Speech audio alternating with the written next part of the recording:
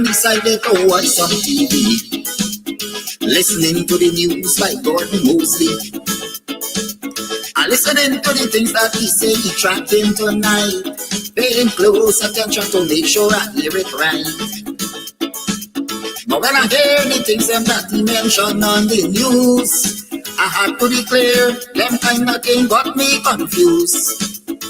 I hear some things where the ERC noticing, and it convinced me that people ain't learning nothing. We hear so many times about them big name calling, and they say the ERC pretend that they didn't learn nothing. But once you're black and you just decide to say a word or two, bet your life on that they say the ERC coming for you. Listen to the things you just hear on social media.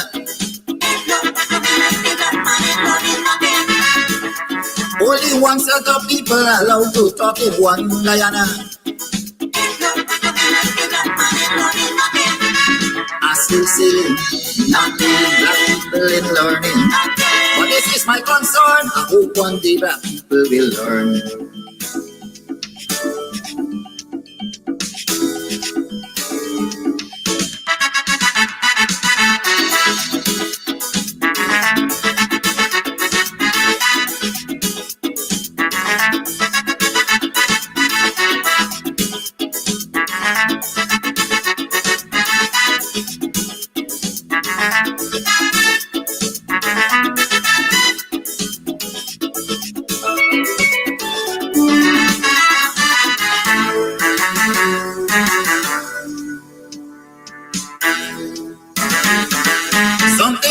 ERC that I would like to know, if any of his members happens to be black people, and if that is the case, I want them to answer this call. Tell me how come none of them ain't got no voice at all.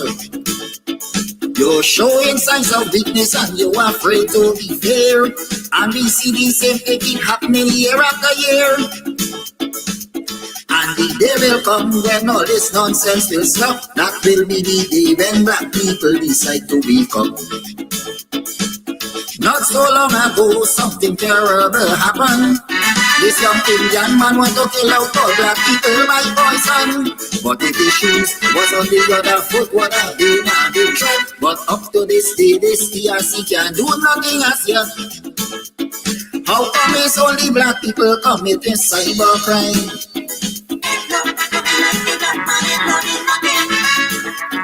When pretty on social media fussing people all the time, I still saying black people in learning. But one day will come when the entire table will turn.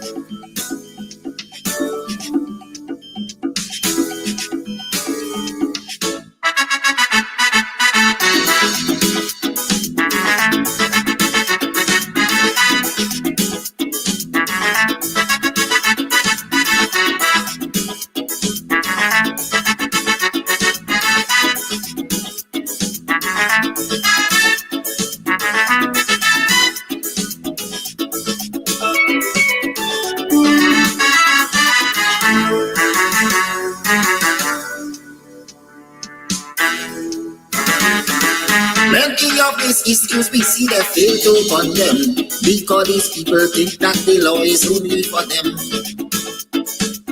And anybody else who decide to file a complaint, they go call you a racist and don't want to hear nothing. Plenty complaint from time to time has been brought to their attention, but because of this one-sided cybercrime, it's why they don't show any concern. There's only one set of people that they really care about, and that people must take the abuse and shut them out. The Dachi Amsterdam went to court just recently for an issue that was highlighted by the same ERC. And with pretext the police decide to jump on his case. Without a search warrant, they went and search up the man's place. Let us all agree that black people under attack.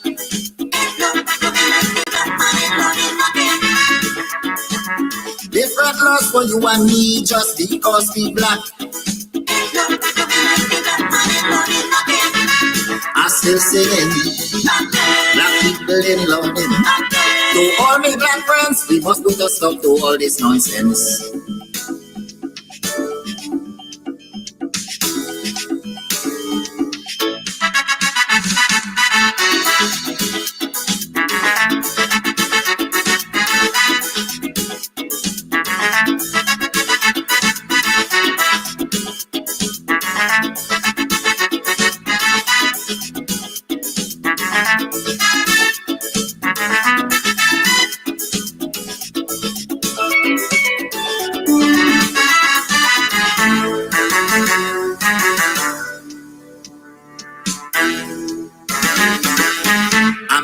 Cybercrime laws to keep people silent, just to make sure nobody criticizes this government. And while that is a very clear case of dictatorship, it is no surprise that the ERC ignoring it. Why only the chosen few is allowed to have things their way, when people like me and you must have nothing to say? And when ministers in the government start to launch their attack, you never hear this ERC come out and talk about that. They send a policeman all the way to New York. This fella went up there to serve a Tulsaman and Rick forward. Under this thing, this government decide to fabricate that case, but like they forget the warning they get from Latisha James. The vice president described that he use a shallow life.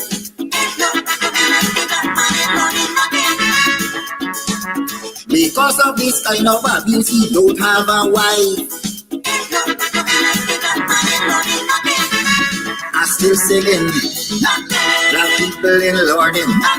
Just the other day, I hope your man see help is on the way.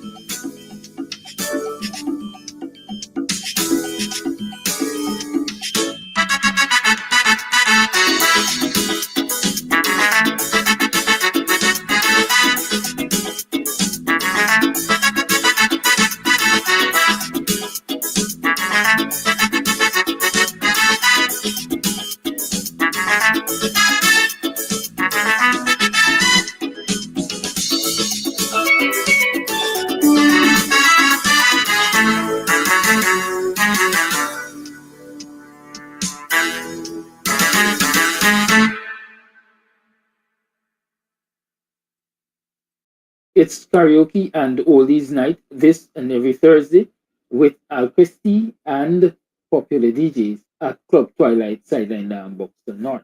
Here, trust me, if you are on the East Coast, you're in Buxton, you're in Tongley, looking for a place to get away to, this is the place. The Cutters, and then of course the ambience is beautiful, fully air conditioned, the decor is on point, the music's on point, everything's on point. So if you want to find a nice little place where you can just drive out of town and have some drinks, have some food, you can call, you can order your stuff and just take it. You don't have to stay. Or if you want to stay here, that's what's up. And of course, they have special events for Valentine's. You can rent a hall. You can rent a hall, honey. You can rent a hall for weddings, for birthday parties, to have a bash. I hope he edits that out. But you know, whatever it is, this is definitely the place to be. So it's on Sideline Dam. You definitely want to ensure that you check this place out. But it's on your to-do list. All right, on your to-do list. This is definitely the place to check out, you know, a really cool, chill spot here in Buxton. I like this. This is, Buxton needed this. We needed this. I needed this. You definitely needed too.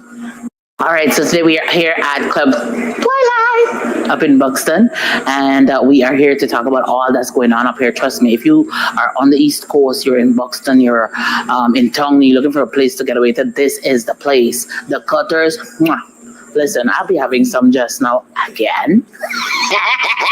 We'll talk about that. And then, of course, the ambience is beautiful, fully air conditioned. The decor is on point. The music's on point. Everything's on point. It's just me. I need some work. But everything else that belongs to this club here is on point. So if you want to find a nice little place where you can just drive out of town and have some drinks, have some food, you can call, you can order your stuff and just take it. You don't have to stay. Or if you want to stay here, that's what's up. And of course, they have special events for Valentine's. Valentine's. You can rent a hall. You can rent a hall, honey. You can rent a hall for weddings, for birthday parties, to have a bash. I hope he edits that out. But whatever it is, this is definitely the place to be. So it's on Sideline Dam. You definitely want to ensure that you check this place out. But it's on your to-do list. All right, on your to-do list. This is definitely the place to check out, a really cool, chill spot here in Buxton. I like this. Buxton needed this. We needed this. I needed this. You definitely need it too. Thank you.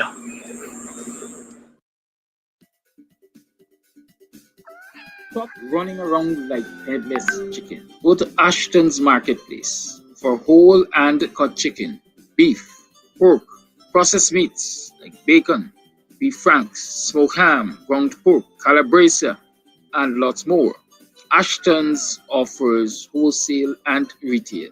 Check them out.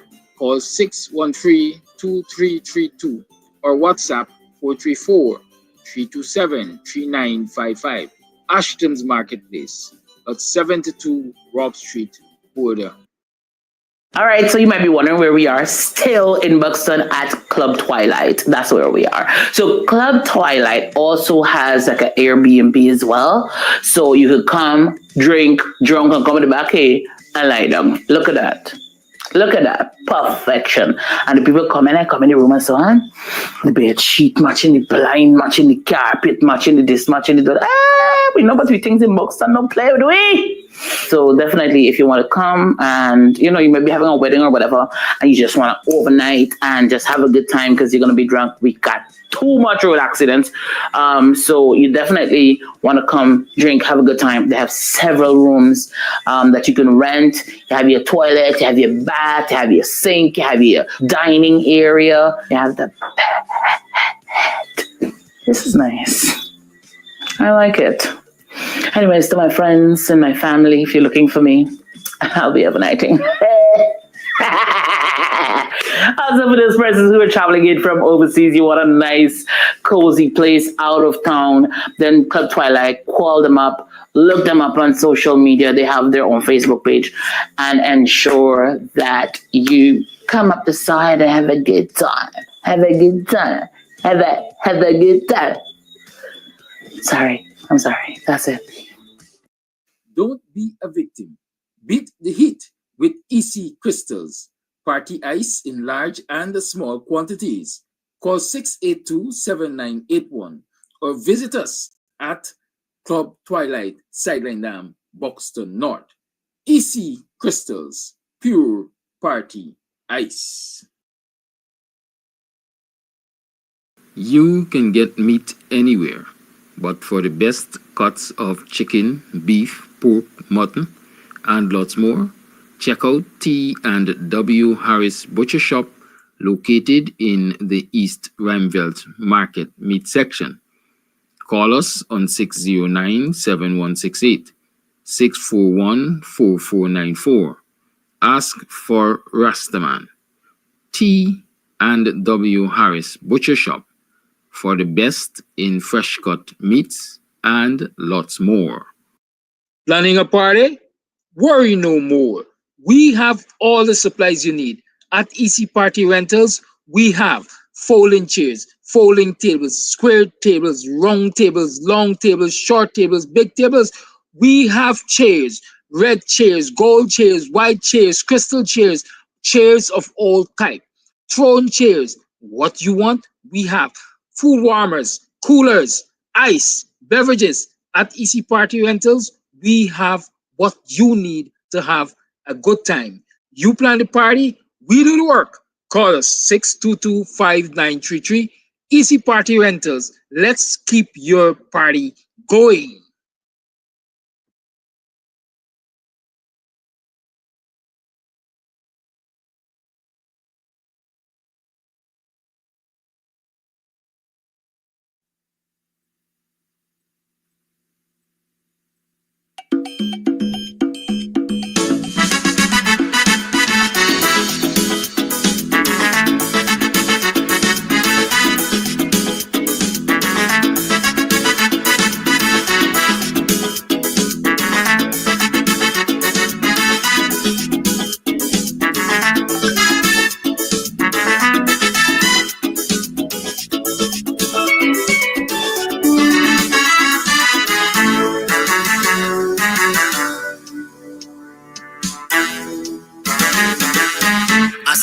home decided to watch some TV, listening to the news by Gordon Mosley.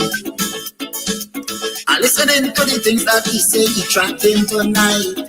Paying close attention to make sure I hear it right.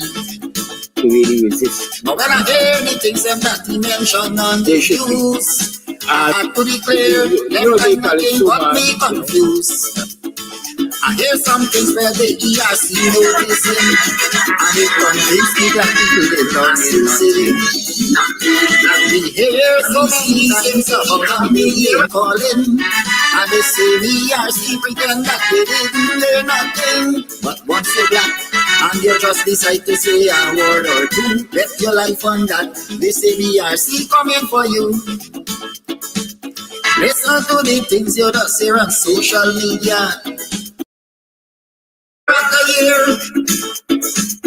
And the day will come when all this nonsense will stop. That will be the day when black people decide to wake up. Not so long ago, something terrible happened.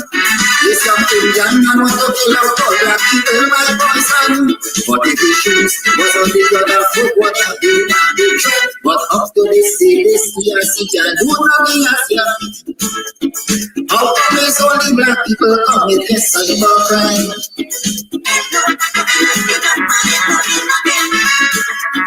Then critic on social media fussing people all the time.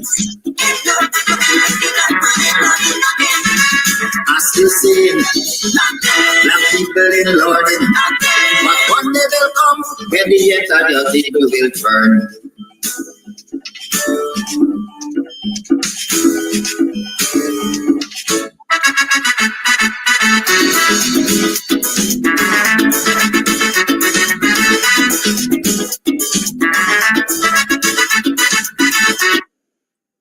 Morning again, morning. Welcome to another program. Yes, I wonder when black people learn. I wonder what's happening over the years.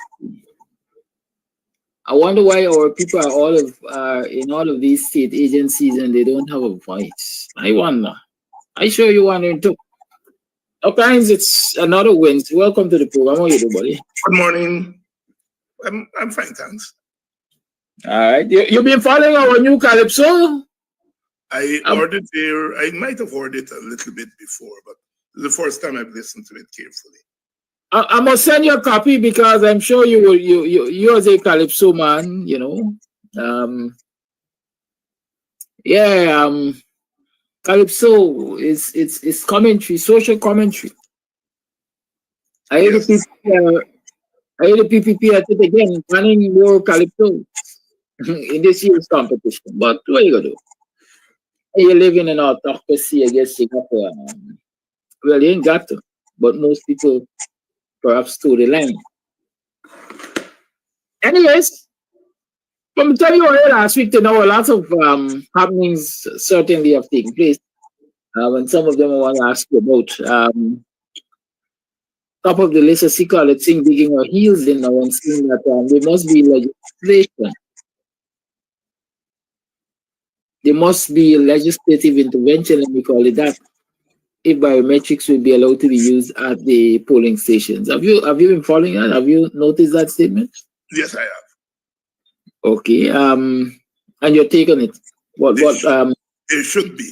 That's what you should say. Not must be. There should be. There should be.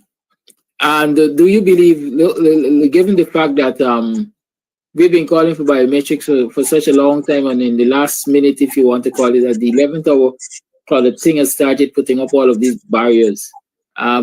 Is it a genuine call from where you sit, or is just another roadblock to avoiding the matter of biometrics in the next elections? I've been in struggle long to know that power concedes nothing without a demand.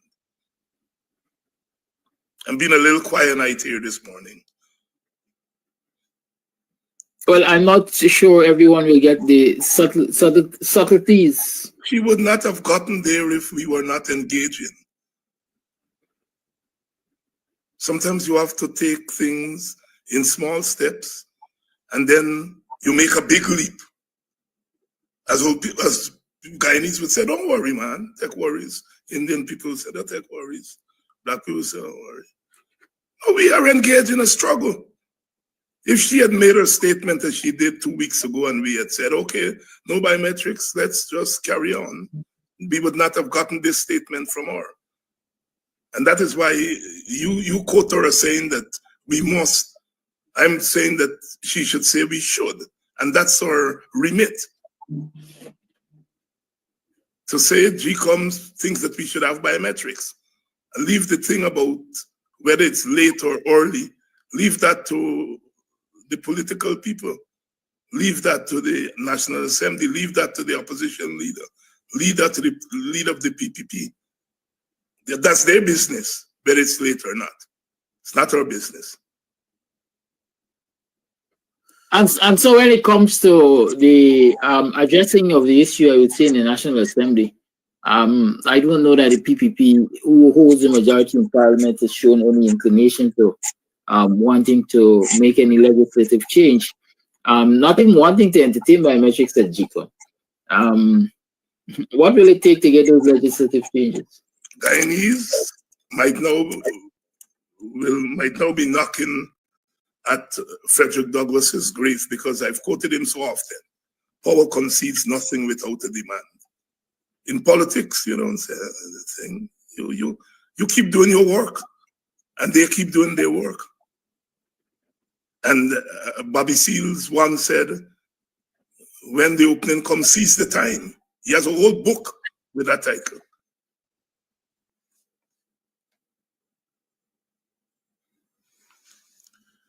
If I remember clearly, after Claret issued that statement to say that time doesn't permit the introduction of biometrics in the next election, the WPA was the first out of the block to say, or to make a call to the opposition parties to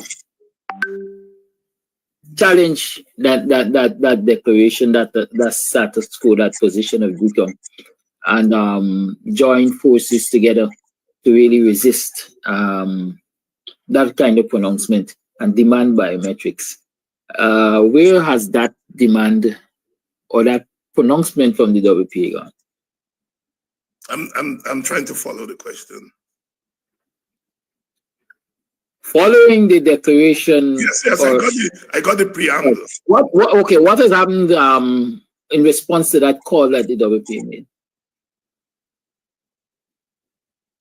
Has any of the other political parties joined the WPA in making that call or strategizing to insist on biometrics? What is the current situation? The AFC made a statement saying that we should go to the international community. Aubrey Norton has made several statements. So things are developing. Well, has there been a meeting of the minds, as we like to say? These are all quote unquote virtual. I have not seen anything in the public media to that effect, but I would assume that knowing political people how they operate, there may be meeting of the minds going on that we don't know about. And the PPP has basically interpreted the call by the WPA, as I would say, as a threat to peace and stability. At least that is what is being spun in the media. Do you, from where you sit, was that the intent? And I would be surprised. I would be surprised if the PPP reads anything the same way as the WPA. I'd be completely surprised unless you track them to that position. You know, look, listen, I think it was last night on my program, I blurted out aloud, yes, it was last night, that I've never been so fearful. And I have, you know, lived long enough. But I've never been so fearful about what would happen if we go to an election without biometrics and the other things that the opposition and their supporters are calling for. I've never been so fearful about what would happen in our country. And so therefore I have absolutely no interest in fomenting post-election violence. I have every interest, and our party has every interest in doing everything that we can before the election to minimize the possibility of post-election violence or post-election disturbance, whatever you want to call it. You as political people, you don't want to break up something that will take you 50 years to build back. At my age now, I'd be long dead. The term collateral damage entered the Guyanese lexicon, political lexicon, when they were what they were going to call the troubles in Buxton.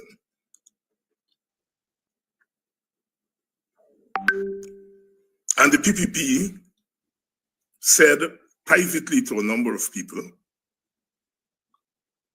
and maybe publicly, that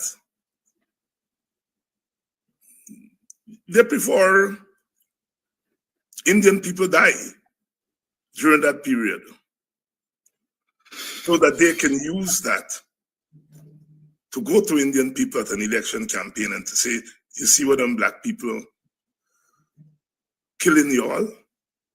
That is every reason why you all should vote for us. That they were prepared to use Indian people as collateral damage in their pursuit of power. Many people are asking, that thing went on for 4 years. And many people are asking, public and private, why don't you all stop this thing? Jack Dio once asked me in a meeting I had with him, for me and Mr. Guyana to put out a statement condemning the thing. And I remember asking him, why you don't do it? Me and Mr. Guyana don't have the authority to do that. You guys pass me. I would not even take a message like that to Mr. Guyana.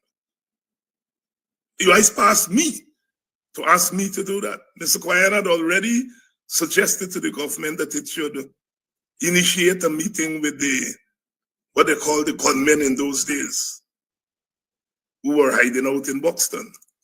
He had said, you meet them. I live to see. In Antigua, Prime Minister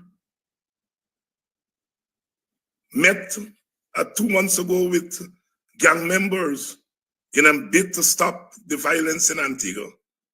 And the Prime Minister met with the gang members.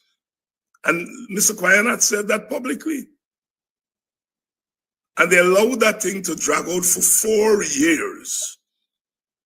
And that thing only stopped when an American got killed in Lusignan at the Gulf Coast. Now, I don't think he was killed. He was kidnapped. He was kidnapped. He was kidnapped. And that's when they move. They allowed that thing to go on for 4 years. And in the meantime, they killed 400 black boys or more. So they were prepared. They were prepared to use Indian lives as collateral damage. That is the nature of their politics. That is not the nature of my politics. I do not want one black person to die after elections. I don't want one Guyanese to die after election. And so we are prepared to do everything before the election to erase that possibility. We're not into the business of collateral damage. The PPP would sacrifice 10 Indian lives, 20 Indian lives in order to achieve their political objective. That is not the nature of my politics. That is not the nature of WPA politics. That is why we are saying, postpone the election if you're saying these things ought to be done, legislation, and the politicians are dragging their feet, just tell them you are not going to an election without that. I remember a big one. A GCOM once told me that a request was made of GCOM, and he looked through the window and he saw the anger of people on the streets. And he said he's not going there because he knew that if he complied with the PPP request, he would be igniting trouble on the road. And he said, no, I'm not doing it. Told that to me. The PPP didn't care if Georgetown gone down, as Sparrow said, you know, during the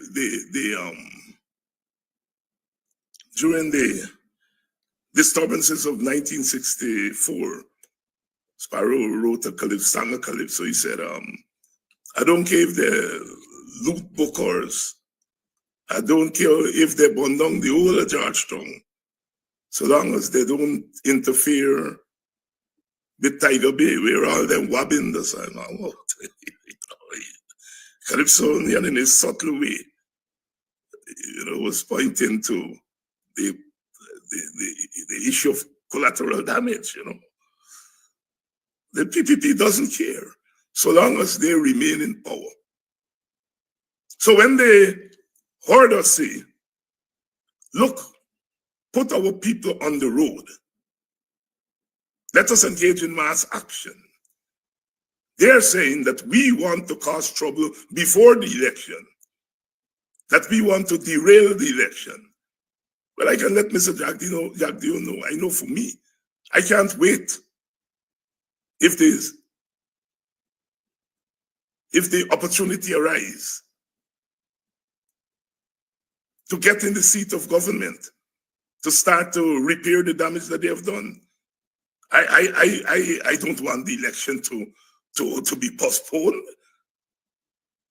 because if you postpone the election is really postponing our hardship because they're in power. But I'd rather take 6 more months of hardship to get 5 years of legitimate government in Guyana.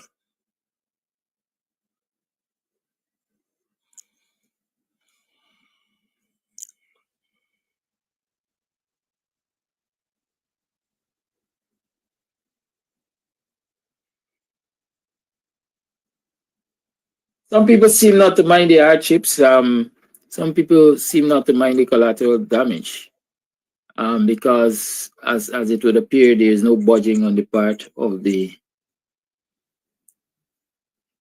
opposition. I mean, the government representatives at GCOM in terms of objecting and finding all kinds of ways and means and methods to block biometrics. But here it is, Dr. Hines. I recently learned, like many persons might have learned, that even one of the PPP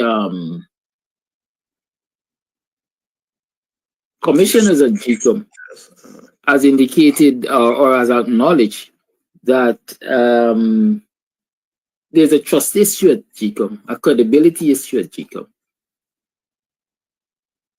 Is not enough for first and foremost the chairman to resign, because there seem to be no trust in an organization that she leads, and isn't it also enough to perhaps revamp the whole institutional framework? She can resign, and if they put Freddie Kissoon, will it get better?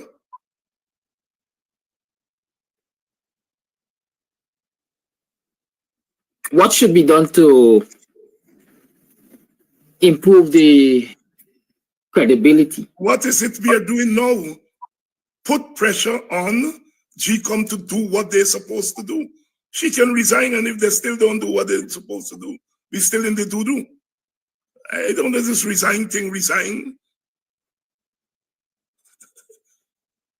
I don't agree with that tactic of resignation. You resign and they put Joel back on in. Or they put critic. In politics, you have to study your situation before you and make the best call that can be made. That can be made. Resignation is something that used to happen 50, 60 years ago. Nobody resigns when they're being called out now. Even in places like England and so on, where that's where the whole notion that you resign if you are embarrassed. I see people resigning in England and so on, and even in the Caribbean for small things. Those days are gone. They're gone. And you're wasting your breath when you're calling on people to resign. As Burnham used to say, if you all move me, another Rasta gonna take me, please. Oh boy.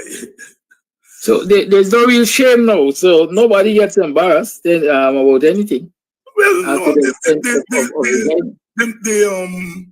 the definition of political change has shame has changed. That's all.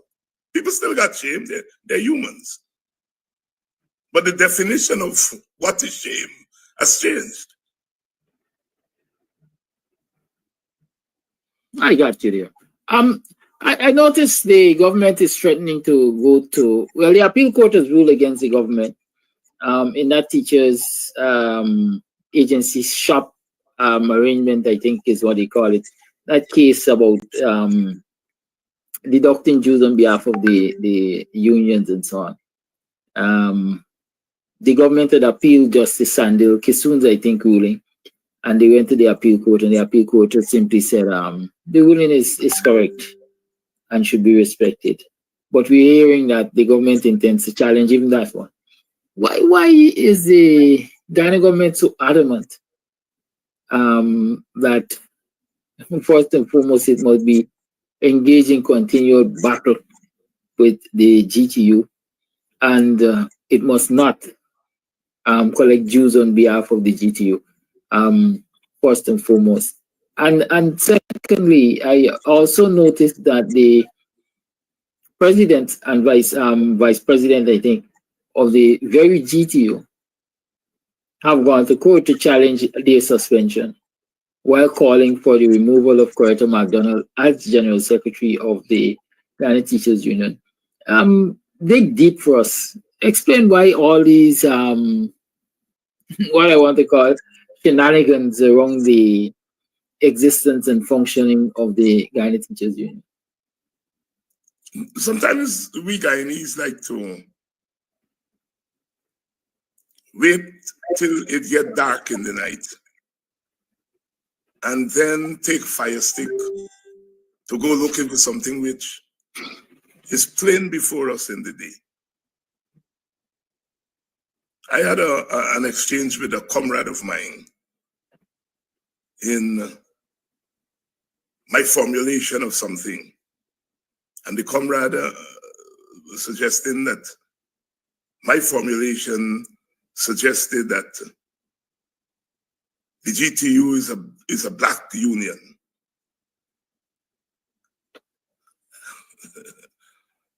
Yeah. The PPP know that GTU is a black union. It knows that all teachers of all races belong to the GTU, but it knows that the vast majority of workers who are represented by GTU is black. It knows that. And in its quest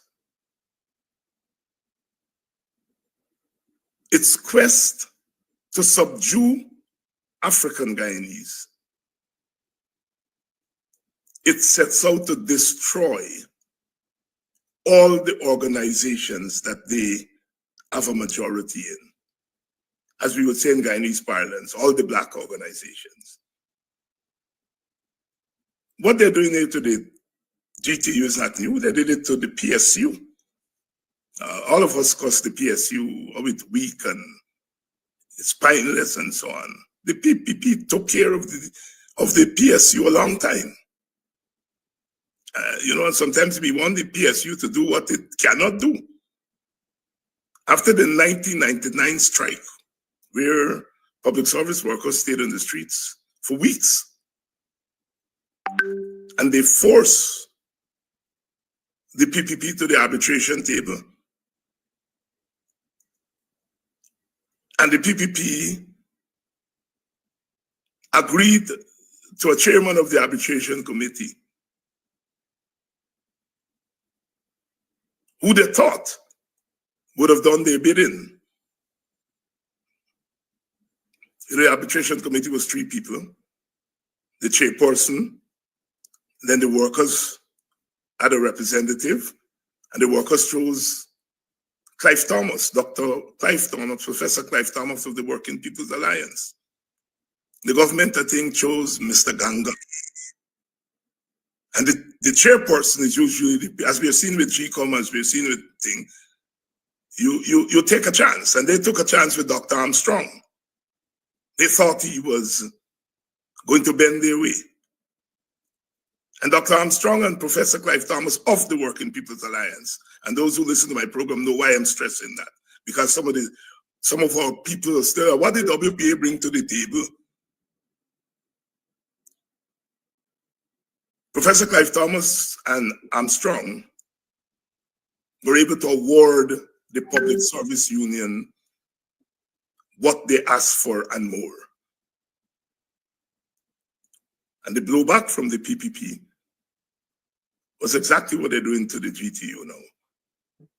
They stopped collecting juice or the PSU, and they start to introduce contract workers,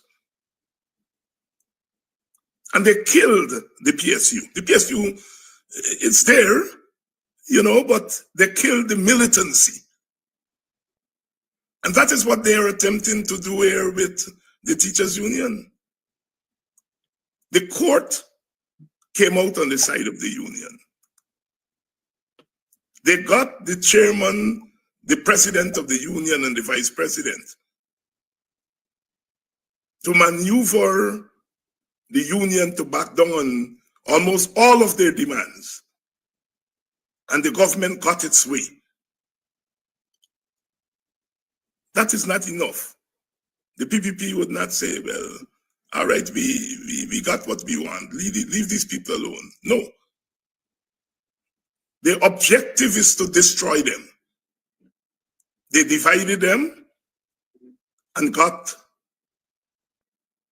the president and others to do what they wanted them to do.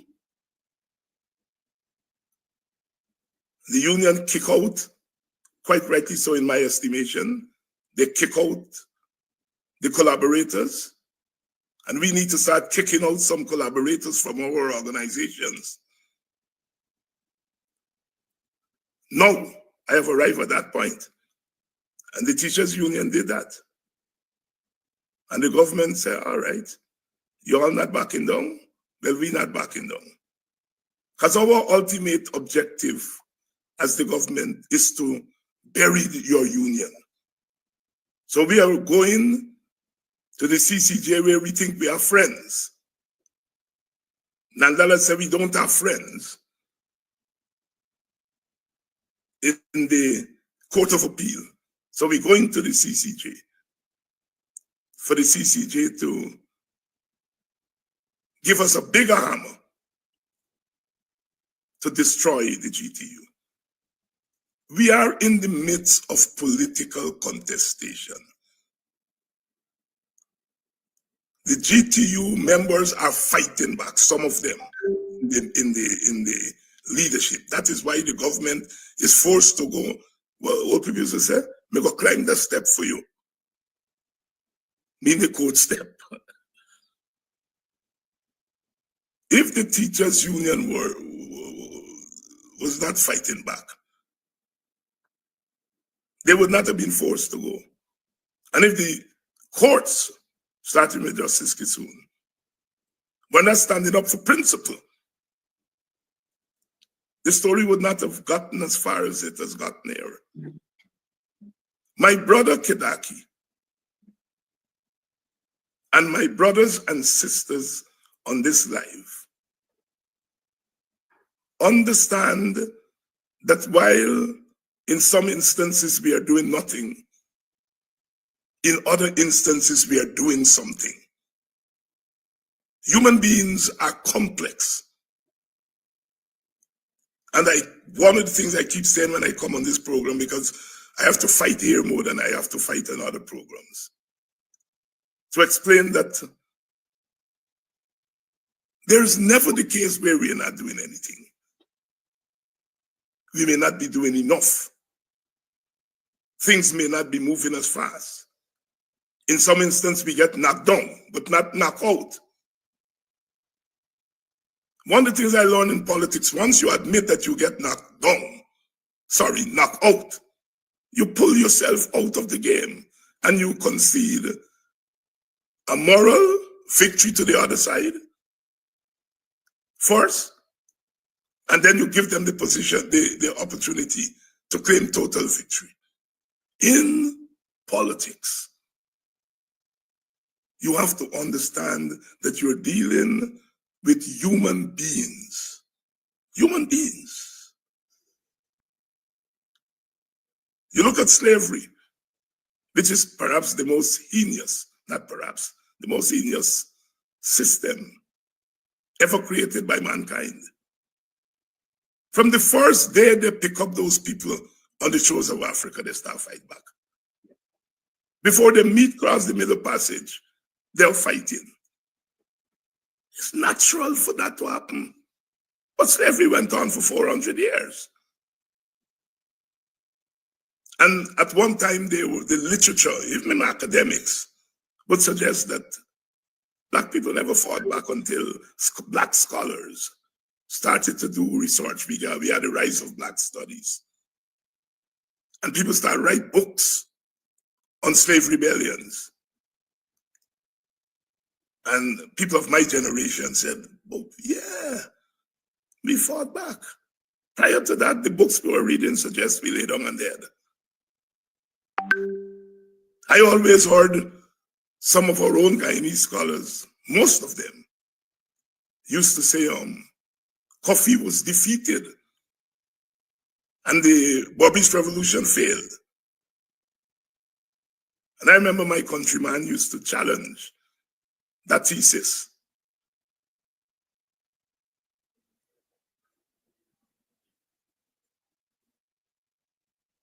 Mr. Payne, not Gordon, the other brother. Tommy? Tommy. I remember Tommy used to challenge that thesis.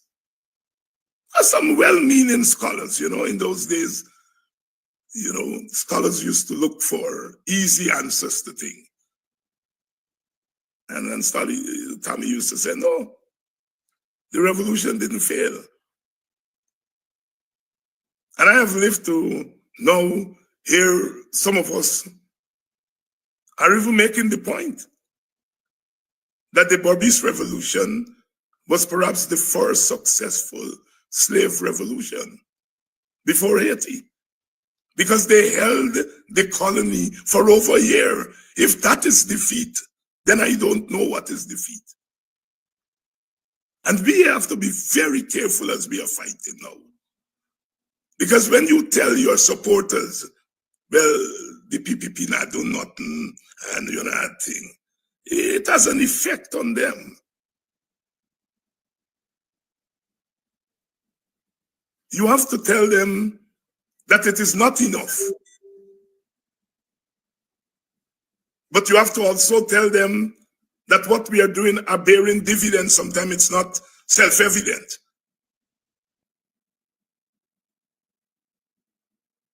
So that is why I'm very stubborn here sometimes, with these defeatist things that I hear. It is not that people are not correct in saying that we need to do more. You're correct in saying that. But as Professor Nettleford said, but you're right. But one can say you're also wrong. You and I are are on this media every night, every morning. Is that not struggle? That we are here every morning and every night to tell the tales, suggest that we are surviving Babylon system. As Professor Netterford, I'm trying to imitate.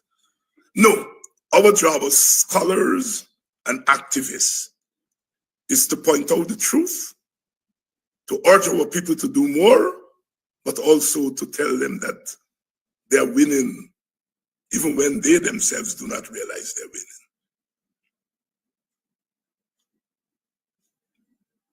And the Teachers Union is a classic example of that.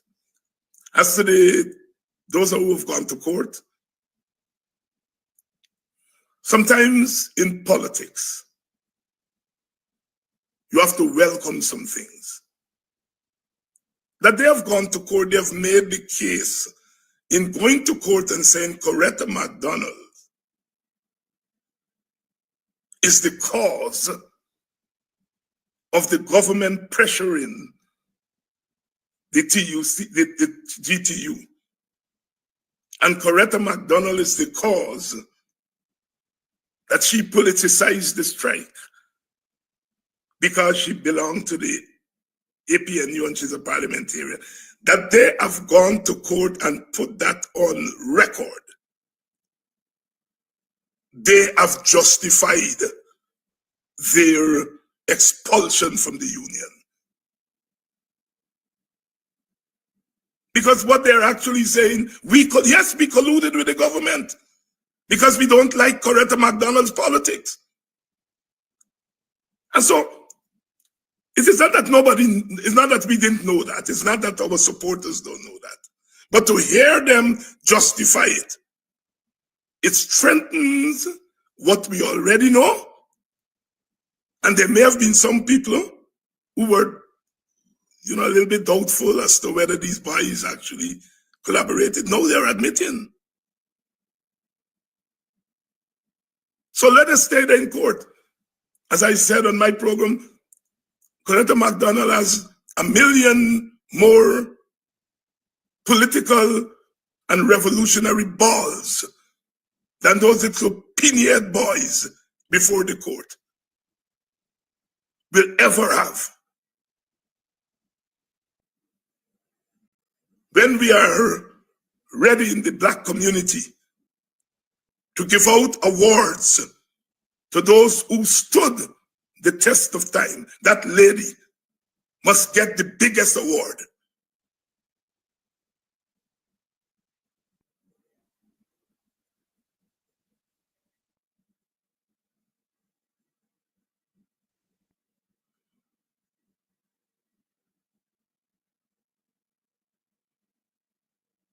Indeed, Coretta has stood the test of time. She certainly fought the good fight and continues to fight the good fight. A question that was asked of me yesterday, I know, as they say, might lose your marbles here, is why the Guyanese people are not coming out in the numbers despite all the efforts? Why aren't Guyanese people coming out in their numbers?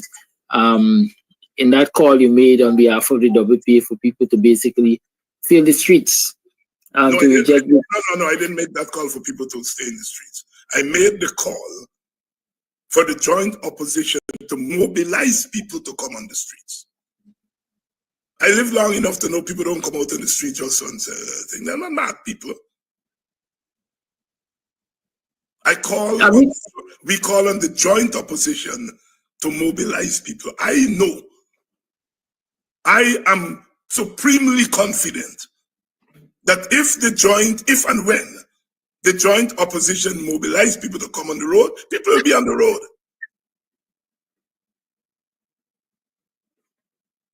I'm not losing my marbles. I understand the question. Because in many ways, that is one of the instincts of human beings, frustration. You get frustrated. You hear people say that all the time, you get me frustrated. Your child get you frustrated, you swing your back to them. 1 hour later, you all go up a picnic. Because we have As human beings, we have different instincts, and sometimes we see one instinct and we define all of the human species by one instinct. And we don't recognize that the human being is much more complex than that. In 1979, the PNC's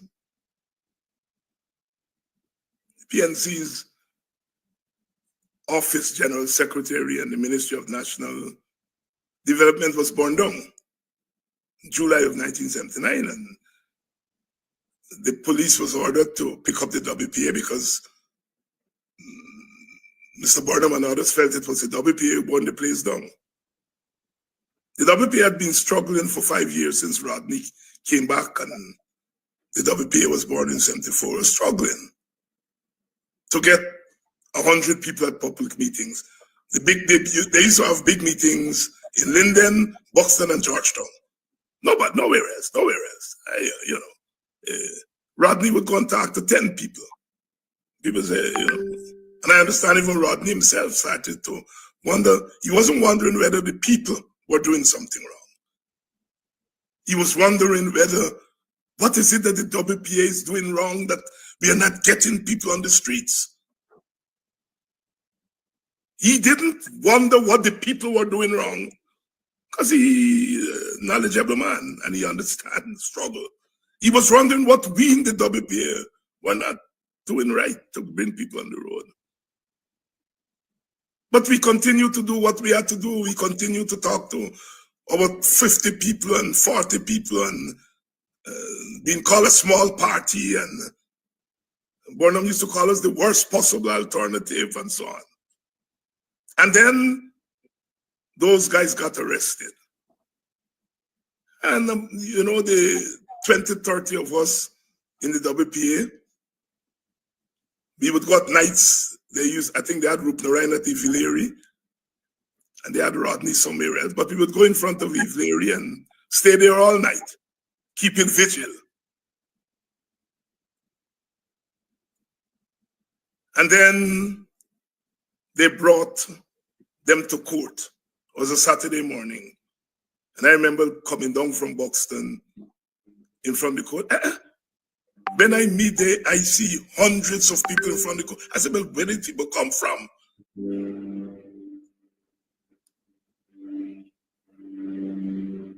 The House of Israel thugs, some of whom are in high places today.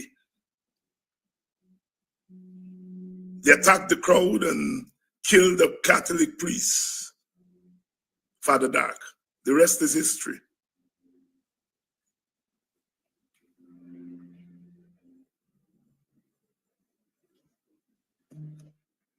The rest is history.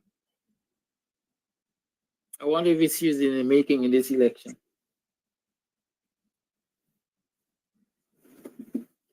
As I said, we're going to talk about lots of things, several things that happened since the last meetup here.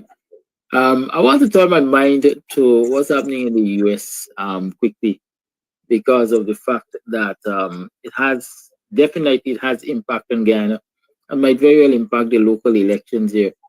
Trump has been inaugurated. Trump is now president, and true to form, Trump is sticking to all of those promises, it would seem, which he made. Executive orders being signed left, right, and center, playing loads of people being sent back to their countries. I am seeing messages going around about Guyanese being detained and so on and so forth. What's your take on what's happening currently, and what impact you see it having on the local scenario? Sometimes, as I said, in politics, you don't want things to get to a certain place, but when they get to that place, they strengthen your case. We have said over and over, the PPP is looking in every direction to get votes by fair and foul means. And it appears as though we are blocking them on the matter of biometrics. In my estimation, they've planned to steal about 3 seats via voting impersonation. And the PPP's method of rigging is different from the PNC method of rigging. When the PNC used to rig, they would have people go and vote multiple times on election day, and it was easy to pick you up, even without social media and the phone taking picture in those days. The PPP learned from that, and the PPP worked out how to rig before election day. Nobody used to watch you before election day, and the PPP worked out how to rig before election day. You rig the voters list, you rig the system, and when they came back to office, they put their hands on the executive power. They used that executive power to control the GCOM process.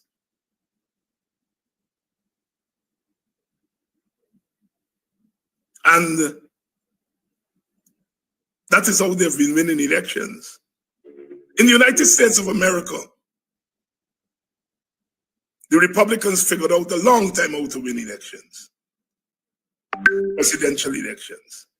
They call it the Southern strategy. The South used to be a democratic country. Up until the 1950s and 60s, when you go to register in the South, they never used to ask you which party you register. You are automatically registered. They automatically register you as a Democrat. And those were the days when the Democrats were the segregationists. And then the PPP figured out that if you appeal to race in the South, you appeal to white supremacist instincts among whites in the South, and you run up that score in the South, 90-10, then the whites in the North, you don't have to win all of them. You run up 90-10 in the South, and you win 60% of the whites in the North, and you win a presidential election. It's called the Southern strategy. And they won presidential elections over and over. A little blips here. Carter won, Clinton won a couple, but on both occasions, Clinton won with a minority of the vote. And then Barack Obama came along, and the Obama people figured out how to defeat the Southern strategy by coming up with the Barack Obama strategy. That is, run up the score in the Black community, bring out Black people in large numbers, and run up the score 95-5. Bring out Hispanics in the large numbers and run up the score 70-30. And all you would need after then is 40% of the white vote. And that is what Obama did to win twice. The Obama strategy. Hillary Clinton lost because she moved away from that strategy. She went after the quote-unquote Reagan Democrats. Those are working class white people in Michigan and Pennsylvania and so on, who left the Democratic Party and went over to the Republicans, and she decided that she's going to go after them.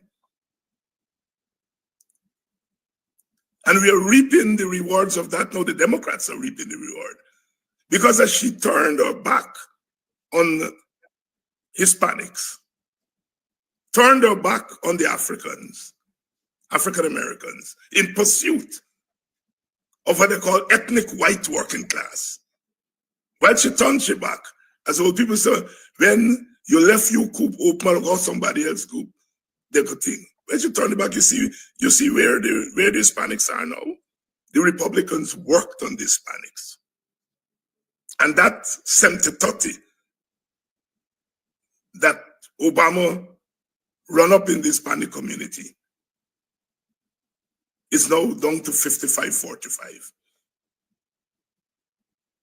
The 95-5 in the black community changed slightly. It was a big change. I think it's 89-11 or something now. The point I'm making is, if you're a political party, you have to have a strategy. My strategy I made very open. I didn't hide it. I think for the coalition, the opposition to win, we must run up the score in the African Guyanese community, run it up 85-15, 90-10. Bring them out on the streets to vote. So increase your registration and increase your turnout. That's your blue wall, as the Americans would say. You're getting 40% of the Amerindian votes. If you run up the score in the black community, 40% of the Amerindian vote, it takes you over the line. If you get 1 or 2 seats among Indians, all the merrier. But you cannot base your strategy of getting over the line on the community that is most resistant to you. That's nonsense. While the community that is most open to you, you leave there sleeping, to the point where now some people fear that the PPP is carrying away with eggs. Morning, morning, are you morning? Welcome to another program of Guyanese Morning Time.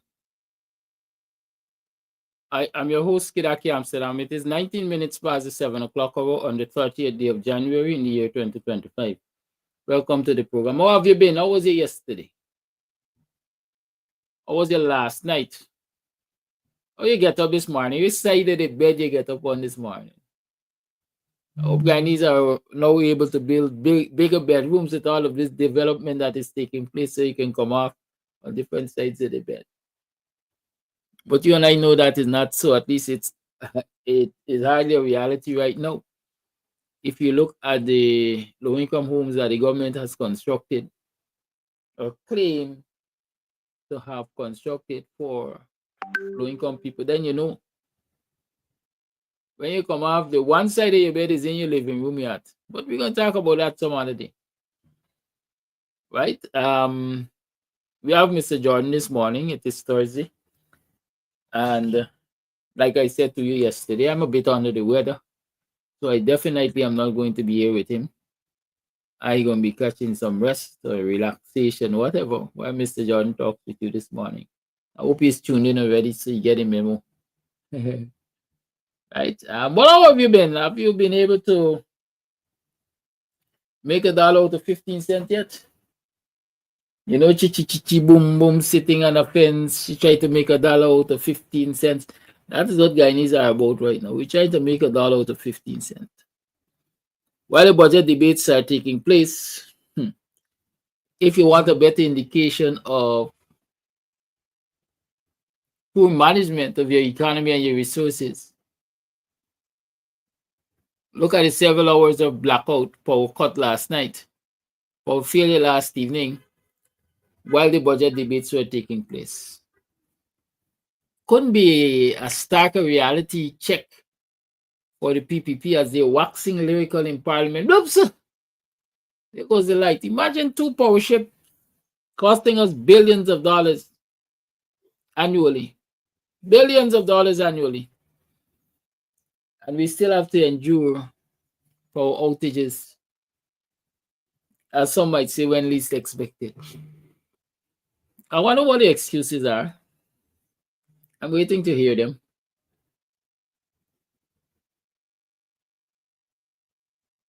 Thank you, Annette. I try. I will try. Some years ago, I had contracted a cold, as we see, and I went to a doctor. And the doctor said to me, Mr. Amsterdam, I can give you medication and it will last 7 days. The cold will last 7 days. And I can choose not to give you medication and the cold will go away in 7 days. Which one you want? In short, what the doctor was saying to me is, Bana, some things just got to run the course. And so in 7 days or so, you should be better, whether or not you take medication. Right. But also, of course, we usually look for something to take to, strange, to ease the discomforts, like the sore throat and the sneezing and, and the chills and so on and so forth. But I'll survive. I'm a survivor. I'm a survivor. I will survive. Looks as though. And it says Bonham Kazi blackout. As Bonham is the only excuse the PPP knows.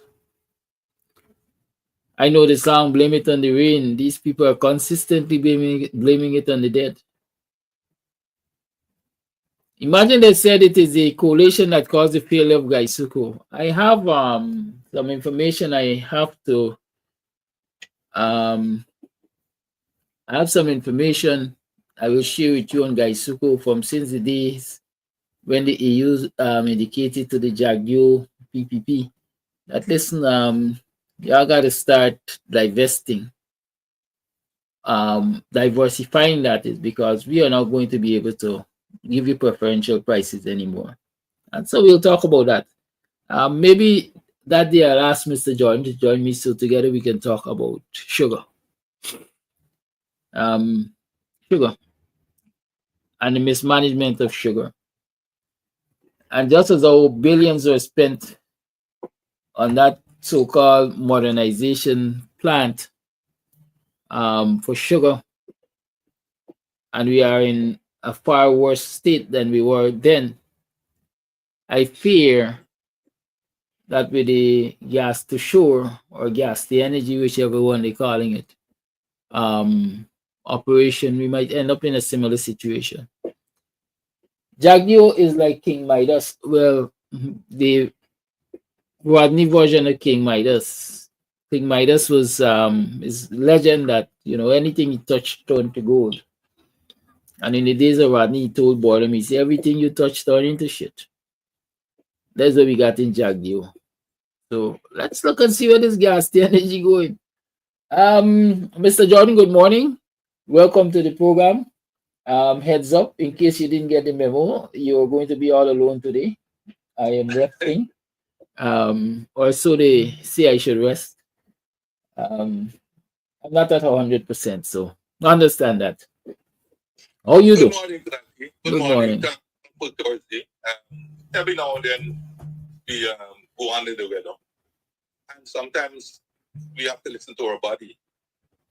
True. Like any engine or so on, it needs rest, and it's that way of telling you, listen, man, you need to slow down.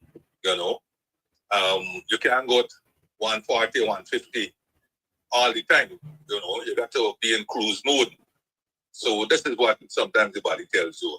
You wake up one morning and feel like you don't want to come out of bed. Next thing you know, you feel like a flu coming on and so on. But having said all of that, if it hangs on for too long and you're ready to and you want to go back to 140, then you need the doctor to do a diagnosis, right? And not the kind of diagnosis that a certain one did to a certain individual, and then suddenly we call it a proper diagnosis, right? That will result in proper treatment, so to speak. So I could appreciate what you're saying. But although I should be getting the medical grant. breathing in the fresh air. No, I should be getting the medical voucher. But when the voucher might be wanted to carry you, you may not want to go. True. You don't want to go. No, I want to talk about the sugar, and actually, it's 2 weeks now. I wanted to do something on sugar. So yes, sugar, we could merge what you have with what I have, because I have all the medallions that they did with the money that the EU gave, that the EU gave them after the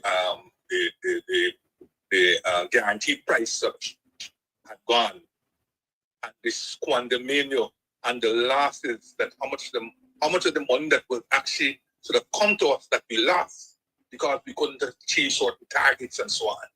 You know, so yes, and also we lost money under the Norway agreement. You know, a lot of people don't remember or don't know.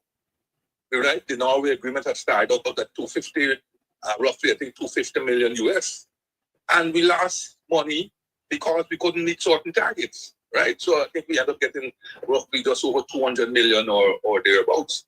And I was happy. I will speak about some of it with, say, Patterson's analysis here, especially when it comes to Amalia Falls. You see, one thing I keep saying all the time, we don't speak these stories often enough.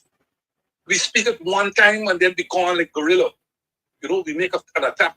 We make an attack now and we go on into hiding and so on. Only to come out again when we face an attack that we can't run from again. Right? This is tactics that have been trying to get the opposition to change and use the General Powell's approach, right?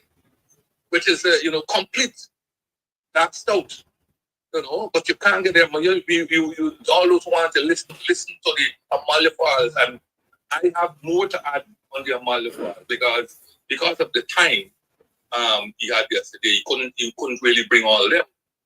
We have to bring all these things. That the ammunition is there, but I don't know whether the MPs of them are really ready.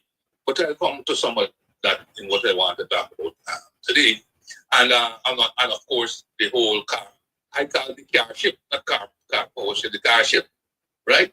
Last week Wednesday, I remembered in my area 9 hours of blackout, and they put it on the euphemism regular main or schedule maintenance. That is the phrase that's going around, like state of the art and so on. You have schedule maintenance when you get 9 hours of blackout. I don't know what they maintain. It is the car. It is the car ship, the car power ship, or the car ship, or whatever it is. But all those things that are steeped and mired in corruption and so on. Last night they're embarrassed while the debate's going on. Blackout in the entire town. You know, they run out excuses. You know, run out excuses. But then you hear there's another board strike. You know, or a tree branch fall or something and ignite two things, or two positives were put together and blow up something. You know, the usual story. The excuses are limitless. That's the only limitless thing you got. But you know, we think. I wanted to start by sending condolences to the family and relatives and friends of Steve Backo, Steve Gordon Backo, who was the former managing director of Ghana National Cooperative Bank. Some weeks ago, I had also sent condolences on the death of Dr. Wilbert Bascom, who was the first general manager of GNCB. Well, Backo took over from Bascom when Bascom left. And he was easily, I think, the longest serving managing director at the time he left there. He was well known around town, right? And I remember him well for the days I spent at the GNCB Sports Club. I was introduced there by my brother, Ian, who was sadly. And everybody know that I think it was the green carpet as you enter GNCB Sports Club. There was the green carpet from there where a select few, back on some of his select friends, would be there and so on. I was introduced to them. Became a regular feature at the club and so forth. So I got to know him quite well. Ordinarily a very pleasant individual, loved to laugh and so on. One of his children went to school with mine. So they're reasonably well known. And of course his dear wife who passed many years ago, Debbie Backo, well known MP of the PNC, I had known her a long time ago. Of course, met her back before in the public library when I was studying for my GCO level. She used to go Bishop's High School, and she was there also in study. Quite pleasant. Osmond, those Osmonds who used to live in Park Street, Kingston. And I used to be part of the house every time going to Scouts. I used to go to Scouts at Kingston Methodist Church. Yeah, so that was a bit of history. So condolences to him and his family and so on, and the U.S. peace. I've seen pictures and memes and so on going around about he's in his ricketics, as we used to call it, moving at the speed of lightning. And I saw some pictures of our good friends down in Liberty Avenue in Queens. And I recall just before the elections, they were out there, well, not all of them, of course, but they were out there in front of Sybil's, well-known bakery there in the Guyanese community, and advising the people why they must vote for Trump and not vote for Kamala Harris and so on. You know, similar to the Latinos, of course. Latinos for Trump, and so forth. Now Trump is there and so on. And he's saying, brothers, thank you for your vote, but you got to go. If you're illegal, you got to go. And I ain't got kino, as we say in Guyana. You tell the Jews the same thing too. If you're illegal, you got to go, right? And he looked quite resolute about it. Although, of course, I think he's going to have to step back a bit and think about what he's doing, you know, all of it at one time. You know, it's like these here who are trying to create the infrastructure that we didn't have for centuries. They're trying to create it within one day. And so they're choking the system. And this is what I think Trump has ended up doing, choking the system with all these different executive orders that will have disastrous consequences for the American economy, for the world economy, and for relations both internal to America and external to America. So I think he needs to step back on it and think about it carefully and think them through. Something that he don't seem to have been able to do in his first term, and he seemed again not to be able to do. And this time he has brought a bunch of sycophants, quite unlike his first term, who's willing to do his bidding without question. You know, and that in itself is scary. But our Liberty Avenue in the meanwhile is very empty. You know, and all the different car washes in Brooklyn and so on seem to have been deprived now of our African diaspora friends and the Guyanese and so on. So everybody's scared. Even those who are actual naturalized Americans seem to be a bit scared, advising people to hold up on the travel and so on. I saw a video where a Canadian Latino was coming back from some trips that she might have had in Latin America and was passing through Miami and was given the royal handle in Miami. And she was a Canadian on a Canadian passport. So woe be unto you, maybe a Guyana passport or something what they may wish to do with us. So it's not a nice time to travel to travel at the United States. Even if you're illegal, it looks like not a nice time to be United States based on what is happening. But one hopes that within the 6 months or so that it could die down and come back to normality. I'm not going to hold my breath on this because Trump seems to be like a person who appears not to have a lot of time left, and so he's going at this breakneck speed, right? So let's hope that this normality can return, and we can breathe easier, and we can see clearer what is his intent, you know, because we don't know whether it's braggadocio versus, any other thing, so to speak. And I noticed that in some respects, Guyana perhaps is vying for to become maybe the 53rd state of United States, after perhaps Canada, which Trump seems to want to go after, and Greenland, which he seems to want to go after also. Well, perhaps the 54th, because Panama also he wants to go after. So we seem to be lining up to become the 54th state. If only because of some of the things that we seem to be doing. You know, for one, we mounted billboards. The government mounted billboards at the roundabout, at the important roundabout of Trump. Right? Some people say foolishly because we're damaging relations generally with Trump. When a Democrat comes in, are they going to put up a billboard there? In fact, I don't remember them putting up a billboard of anybody. Even in Trump's first storm, I don't remember them putting up a billboard, but certainly they put up a billboard there. And who knows? Guyanese for Trump, Guyana for Trump, beg Trump to become the 54th state or something, because we generally don't understand what was the meaning behind it. All other than slavishly putting yourself in the hands of Trump or seeking recognition or so forth. Also, last night I happened on I think it was a post or a repost where Trump was announcing to his following in one of his election stumping, that once he became president, all overtime will be tax-free. And there was a youth, hey, yes, that's one.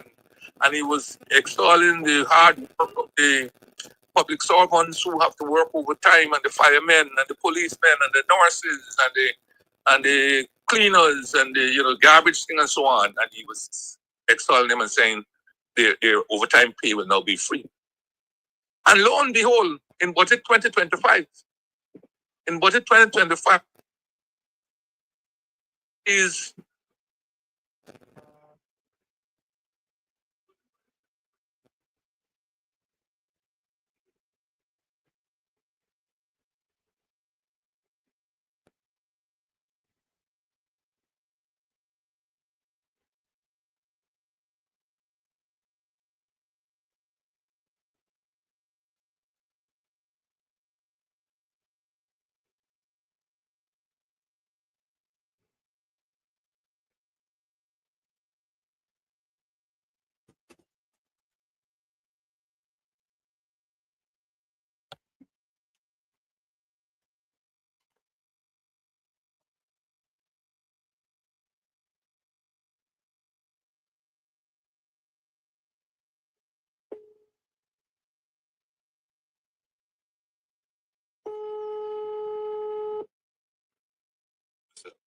Like you got blackout, hello? by Yep, who me? Me got blackout? You got blackout?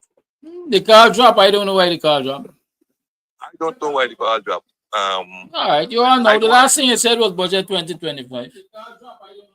But the 2025, Mm. and I was talking here about the overtime. Yeah.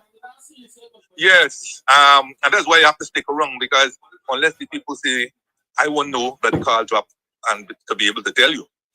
Yeah.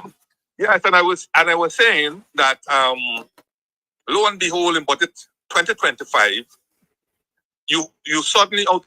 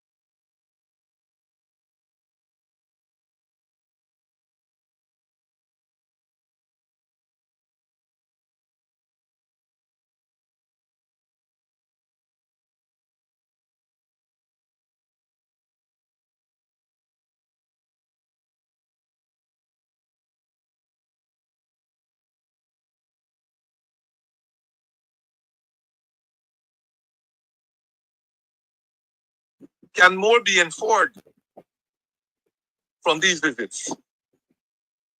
I thought about it, and of course, oil will be a major issue.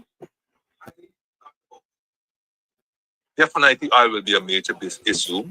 They officially said that Guyana has 11.6 billion barrels. That is what has been reported to us.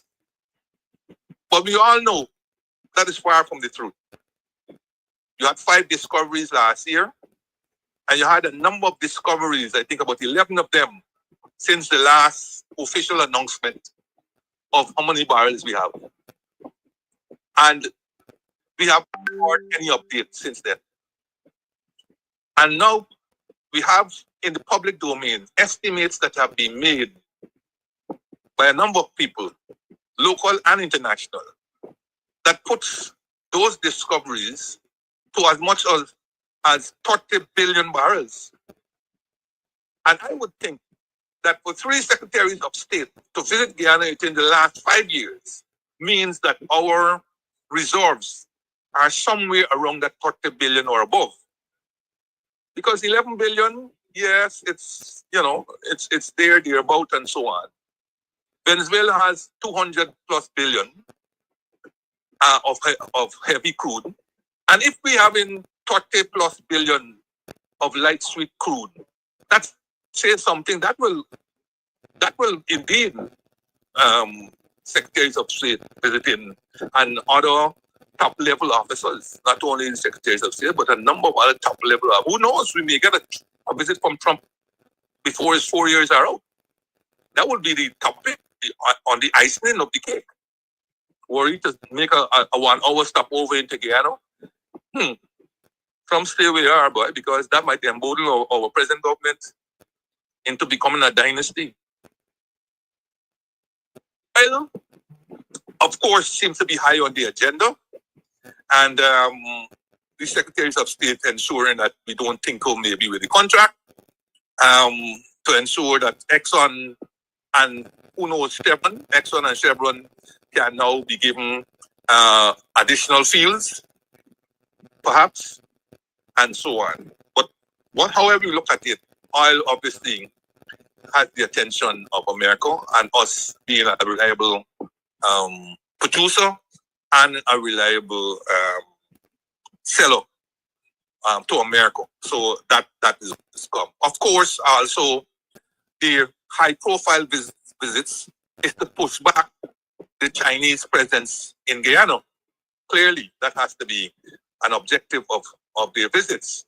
As you know, Rubio is dead set against Cuba, dead set against Venezuela, and notwithstanding his Latin American roots, I'm not sure how he stands with the rest of Latin America. But definitely with Cuba and Venezuela, he's going to be carrying an extremely hard line. And of course, the anti-China stance of America will also be reflected in the foreign policy as enunciated by Rubio. So, and obviously, it is no secret that America does not like the foothold that China has in Guyana, and it's expanding. And notwithstanding the about turn from socialism and communism to capitalism, the Americans are aware that there are a number of people within the present government who were originally hardcore communists or middle of the road communist socialists, and they're still influential in that party. So America want to be sure that the Orphan Ali administration gets the message that they are aware of Chinese presence in Guyana, and that they would like to see that de-emphasized or dampened and so on. So there obviously is going to be another reason for the visit. Of course, another reason could be the fact, to re-emphasize the fact that there are a number of illegal Guyanese in America, and they expect Guyana to accept its nationals, right? I saw something going around where 1,236 Guyanese illegal in the United States and who apparently have already been processed for exit, should be returning home. Of course, the government has openly said it will accept it national. It has no choice. It has to accept it nationals. It has no choice. So that will be if 1,236 of the thousands of Guyanese who are illegal in the United States have to return home within the next couple of months. That will be joy to the government. That will be joy. That is on average a quarter way to an extra seat, because I think at the last elections a seat was between 4,000 and 5,000 votes. So that who knows, they may be considering that most of them will be people who supported the party and are now returning. So no problem. So they'll have a fanfare. They'll have a fanfare. They will be greeting you with open arms, which they should anyhow, because unless they committed crimes and so forth, they should be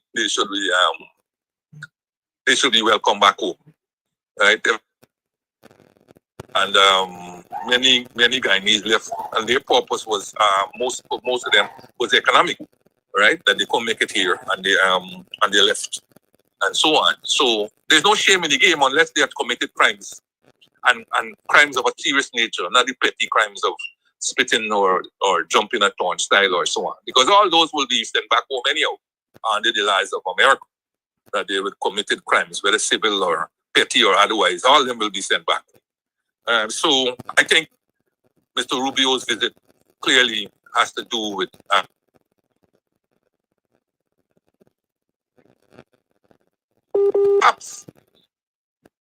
perhaps, hello, I'm still here. Hello? Yes, and perhaps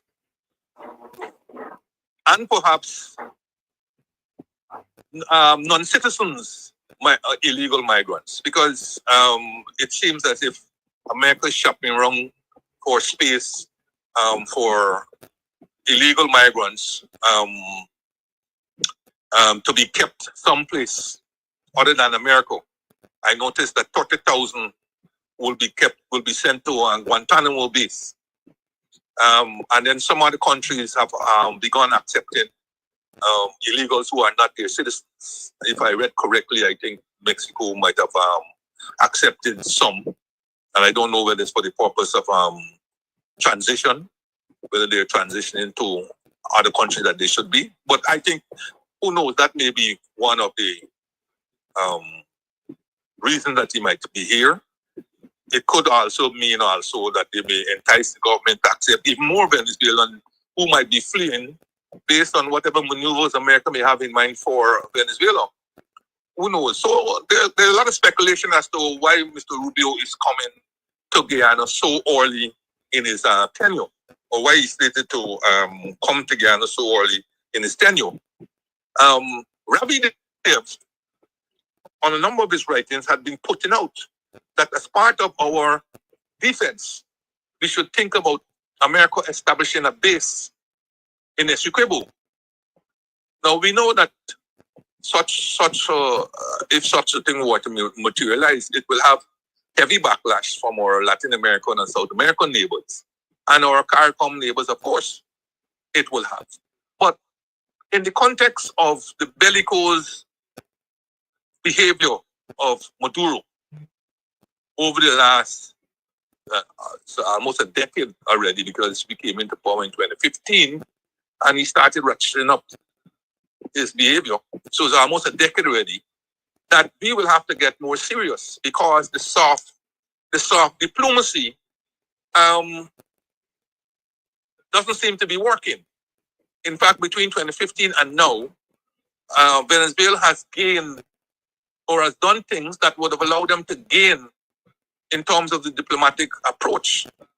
I mean, the last of which they have built a bridge on our half of the Ankoko Island, where they weren't that aggressive before. Now they've actually built a bridge. Now they're talking about naming a governor for Essequibo and incorporating our Essequibo onto their map as their 13th state or whatever. So they've become even more aggressive. And our soft diplomacy, which of course is what we have to do, continue to do, has not worked. right? Some are arguing that we were duped into the Argyll Declaration. Abel refuses to recognize the ongoing battle that is taking place at the World Court, even though they're submitting the memorials and so on. So the point is that we have to ratchet up our diplomatic and other offensive. And of course, part of diplomacy is your defense.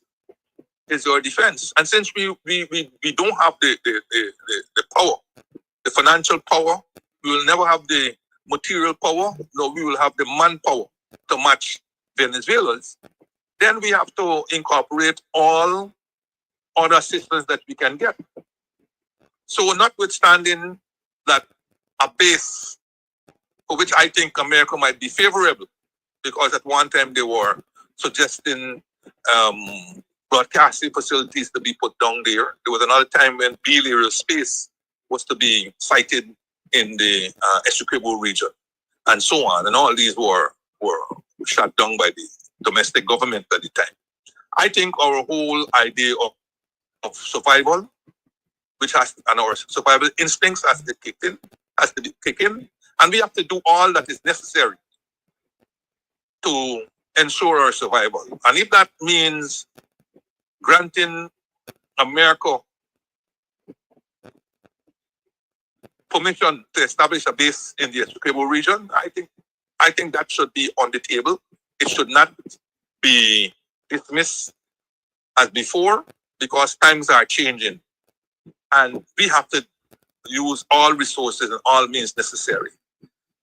Times have changed so much that where we could have counted on the full support of CARICOM, full support without question, and Venezuela behaved bad, CARICOM would have been the force out there at the international level to send a stern warning or to put out a strong note or so on. Now you got to beg. You got to beg, and everybody ducking and hiding. So CARICOM is there. CARICOM is just there in structure. But we can't depend on CARICOM anymore. Certainly not the full members of CARICOM anymore, to assist us in our Essequibo story. And I'm going to talk about depend. I mean depend, not these words you're fighting in the dictionary to find a word that one offend X or one offend Y, or why you're staying on the fence and so forth. In the days of Barnum and Barrow and Manley, and Bradshaw and all those icons of the Caribbean integration movement, we could have counted on them. But these days you have what some people call petty hustlers who are prepared to sell pride and principle for pennies. Let me say that again. There are some people who are saying what we have today, unlike what we had in the past with the Barrows and the Barnums and the Manleys and the Bradshaws and the Pinlins, and so on. Those days are gone. And today what you have is a bunch of petty hustlers who are willing to sacrifice pride and principle for pennies. So we have to do what we have to do to save our territory from marauders, intruders, the Maduros, the ones on our east and the Atlantic Ocean. And we have to do by every means necessary. And if that means that we have to invite America to establish a permanent base in the Essequibo region, so be it. And I have said my piece, and I agree with Rabbi Dave. So I think, Mr. Rubio, welcome. And I hope these are going to be some of your points that you are going to be raising. And also, when you do, remember that this is an election year, and you are not to appear partisan, because a high-profile visit of a Secretary of State in an election year could send the wrong signal, could send the wrong message. So if you're people at the embassy are listening, try to invite an all opposition group, if only for half hour at the embassy, so that you can hear from them also and appear to be fair. So that will be my message to you. You're welcome.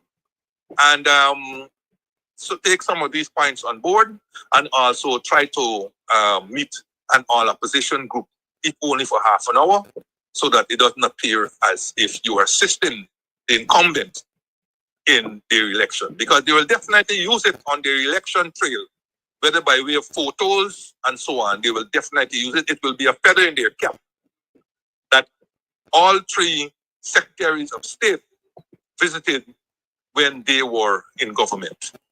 And that's more than enough. And when we are at it, I know Simona Brooms, Dr. Simona Brooms. I saw a Facebook asking where did she get a doctorate from. Well, she didn't actually do a doctorate, but she's one of the many over the last years who have been conferred with an honorary doctorate by a group. I think hers was conferred by some peace group in Washington, D.C. But anyhow, Dr. Simona Brooms will be launching her People's Movement. Her People's Movement on Saturday, this Saturday, at the impeccable banquet hall in Brickdam. Or People's Movement. You know, People's Movement, you know, Simona is a hard worker. She's known for her work that she did in the gold community. She was one of the star performers in the Granger administration. As I said, she was known for her good work in the gold industry, and she was known for her work of organizing the Women Miners Association, of which I am proud to say that I assisted greatly in getting them recognized and extending concessions to them and so on. So she is a hard worker and she is a people's person and so on. I don't know, subsequent to the August 2nd, 2020, removal of our government from power, whether she had any difficulties with the party and so on. But anyhow, I think she formally resigned from the PNC and is now going to form our People's Movement. I'm not sure whether her People's Movement is a pressure group, whether it's an activist group, whether it's a civil organization, or whether it has political ambitions. I don't know whether it's being formed to contest the party. I know I don't know how many people on the live remembered, but the People's Movement of Simona Brooms, were it to include democratic, as in People's Democratic Movement, it will very well resemble a similar organization, the People's Democratic Movement, that was formed by Llewellyn John. After he fell out with Bonham and the PNC, he went on to form the People's Democratic Movement. As you well know, Llewellyn John was a well-known lawyer. He was, I think, a former Minister of Home Affairs. And also, I think he was a former Minister of Local Government. I understand he was one of the architects of our, if not our present local government system, then the one that was there previously, and that he did a lot of work in that area. I don't know him, but I know his wife and two of our children, Dr. Evelyn John, the well-known, I think she sang soprano or so on, but she was a real good singer. And I think at one time she was in the Woodside Choir. Dr. Evelyn John, I think she was a preacher, a pastor, and so on. And our two daughters that used to go Kingston Methodist Church when I used to be a church boy, Kingston Methodist Church, and used to be in the Kingston Scouts, and so on. So I have a fair memory of them. But yes, Llewellyn John, People's Democratic Movement. And you know, on the lighter side, Bonham had his ways and he had his ways of getting into the skin of his nemesis and his enemies and so on. And the WPA, everybody remember his acronym for the WPA, turning the Working People's Alliance into the worst possible alternative. And that one is as famous as they can get them, as you can get them. And I remember that Dr. Hines, I think a couple of years ago, referring to this, that Obama had changed the WPA into the worst possible, or used to refer to the WPA as the worst possible alternative. Similarly, he used to refer to Llewellyn John's PDM as Pudum. Pudum, you all remember that? He used to refer to PDM as Pudum. I wonder if he were alive and under the same circumstances of Simone Brooms' People's Movement, what would he would have recorded? What would he have recorded to her People's Movement, PM? Who knows? Maybe he might have said Prime Minister to signal the perhaps visionary intent of the movement to accede to the second highest position, political position in the land. Who knows? Or alternatively, he could have recognized them as post-mortem. PM, post-mortem, signifying dead on arrival. Who knows? But that is my tease on this, really. But whether Simona, who, as I said, is well known and so on, forming a civil movement or, a non-governmental organization, a political movement, whatever it is. I hope Simona is seized of history. I don't know what is the intent anyhow, but I hope she is seized of history in Guyana and in the rest of the Caribbean. I hope she sees in history. And that if it's a political movement that she's forming, she's even more seized of the political history of Guyana. Right? I think our populace is weary of all these mushrooming parties that come about, especially close to the elections, only to die soon thereafter, or to cause some level of confusion among the populace. But our populace has tended to be savvy and for the most part are not confused and for the most part can see through. And that we had popular movements before. They may not have been known as people's movement, but you had the Justice for All Party, one of the finest when it comes to populists and looking at the grassroots and so on. Justice for All Party that we had. And they lasted a long time. They may have gone out of business with C.N. Sharma's step back from politics. But in terms of mass movement, I don't think any other party outside of the two main parties, the PNC and the PPP, I don't think outside two of them has any other party been able to mobilize grassroots people as the Justice for All Party has done. And yet, unfortunately, it never translated into a seat for the Justice for All Party, and that they were only able to get somebody from the Justice for All Party into the parliament as part of a coalition. So that should be able to tell you something.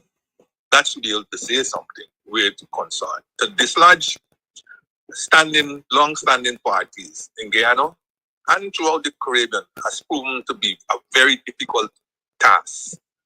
And as Guyana has shown, coalition politics is the way to go, even though, of course, I'll say something more about that in my next topic that I will be dealing with shortly. But as I'm on it, and bearing in mind Simona and whoever else wishes to form these small parties, mushrooming parties around elections, I will only come back to what I have been preaching, but no one seems to be listening, except maybe Kodaki, who I heard mention it earlier this week or last week. I have a mathematical conundrum, and it is, how do you divide a minority to achieve a majority? How do you divide a minority to achieve a majority? No one has come up with the solution to that. And I'm waiting patiently. And I know in my lifetime, I will never get an answer. So I've passed it on to the great mathematicians that I know. How do you divide a minority to achieve a majority? So next time you settle in on forming a splinter group or some group because you feel that you're popular or you feel that you could make a difference on your own, spare a thought for my mathematical conundrum. How do you divide a minority to achieve a majority? So good luck, Simona. And I hope that you achieve great success. In my personal view, I think your energies can be better served in a different direction. And you could be of bigger help under the big tent than outside of it. And when you do, as you sit down and you ponder, spare a thought of all those who have left their bigger parties and what impact they would have had outside of their bigger parties. That's all. It's part of your history. You have to do it. No pretense. You have to do it. And if you want notes of lessons, speak to people like Hammy Green. Easily the most popular person around after Barnum and Jagan. Easily the most popular person. He tried it. Had some success at the local government level, but zero success at the wider national level.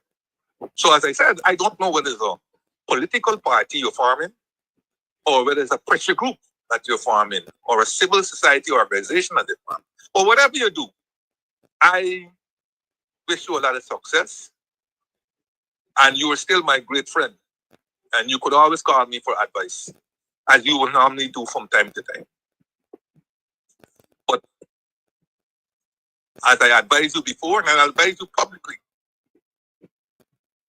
you will better, your energies will be better served under the big tent than outside of it. And you'll be a better product for society under the big tent than outside. So, Simono, best of luck to you. Some people have met me and said to me, Mr. Jordan, how you think the debate's going? The budget debates. How you think the budget debate's going? And I didn't give it some thought, but I recently have given some thought and I've gone back and listened and so forth.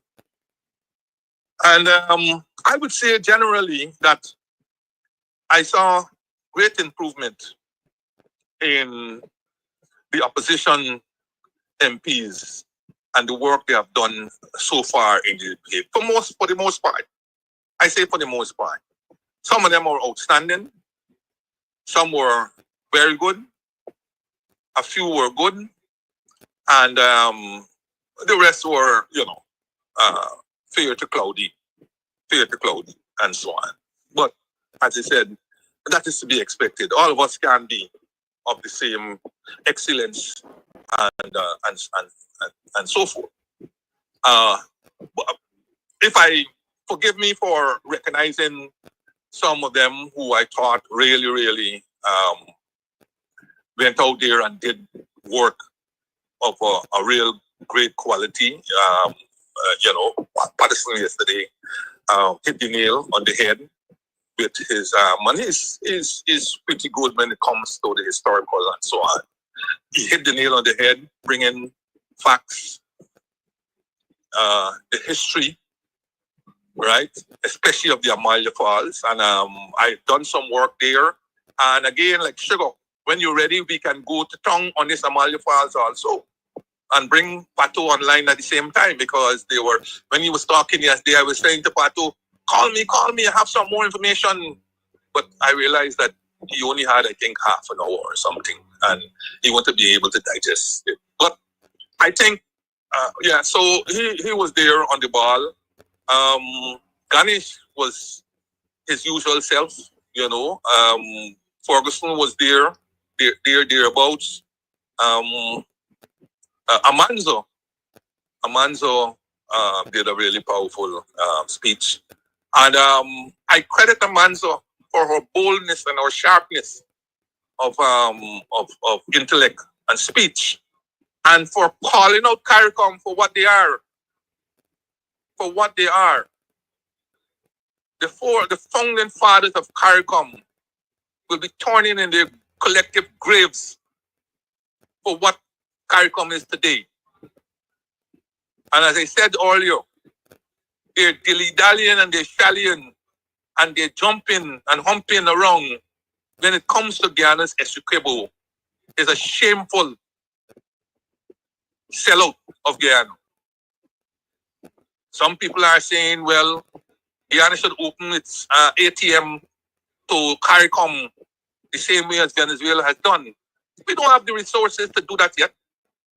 But we have always had an open policy where CARICOM is concerned. Always, even when they were treating our citizens badly and putting them on bench and so forth, we've always had an open policy to CARICOM. We don't have some of the strict land policies as some countries have, some of our neighbors, close neighbors have. CARICOM citizens can come here, their own property, and all these kinds of things without a hassle. But when we have to be forced to be begging CARICOM to come together and issue statements, strong statements, not the powder puff statements that they've been issuing recently in relation to our Essequibo, it's to know when our friends, even though not enemies, haven't turned enemies, aren't the same bosom buddy friends that we had before. And so I was happy when Amanzo was calling out CARICOM for what they are. You can't, in a matter of sovereignty, sit on the fence. You can't sit on the fence because you happen to be getting a little free aisle or something else. And we can't have fair weather friends where this matter is concerned. So I say kudos to Amanzo where that is concerned, right? And while the government may not wish to go down the road that she did, I hope it puts fire on the government to let CARICOM know where we stand on this matter. And that we are not going out there to buy anybody. If Guyana eventually must create a relief fund or something in which, or development fund for the Caribbean, it must be done because we feel we want that. It mustn't be done as some sugar-coated thing for them to back us. Never should we be able to do it. Never should we do that. We can never match Venezuela for resources. So in no sense, we can't match Venezuela in a Petro-Carib sense.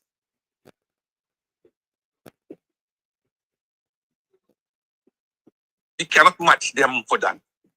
We can't do that. We have to do within our own construct. And having said that, perhaps the government should think, in conjunction with the Caribbean Development Bank, of establishing, talking to Caribbean Development Bank, of perhaps establishing a fund, a seed fund, maybe 50 million US, in which CDB can administer and disperse to the OECS LDC's country that will include Belize.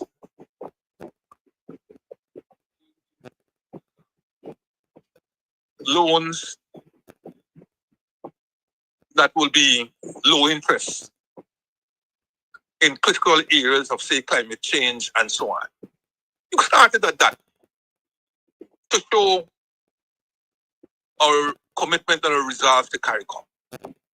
We can do that because so far that fund, that NRF has had over 6 point something billion. And it's something that is doable. But the government may wish to think about that. You'll be stealing a number of my ideas without giving me any recognition, much less payment for it. After all, there's no copyright in this country, so steal away. I'm giving it freely anyhow. That perhaps it's opportune to talk to CDB about a fund somewhere between 50 million. You know, if you could make 100, you could do that, or you could replenish it every year or every so often.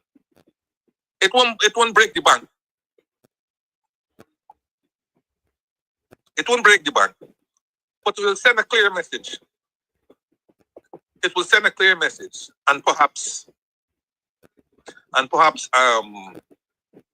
allow that familiarity and camaraderie and CARICOMness to return. And this could be done especially in light of whatever pressure may come down from America on Venezuela. That pressure may be enough for them to have to distance themselves from the very countries in which that they are helping at the moment. And so perhaps you could start strategizing. You don't have the best of foreign minister at the moment, certainly. But we're not short of ideas on this side of the fence. And right, so kudos to thing. If there are any, well, there are several negatives of the debate. For one, I think that the time for a $1.382 trillion budget is way too short. Way too short. And perhaps it is opportune to think that the budget, from speech reading to approval of the appropriation bill, should be extended by a week, by a minimum of a week to 3 weeks. Right now, it's just 2 weeks.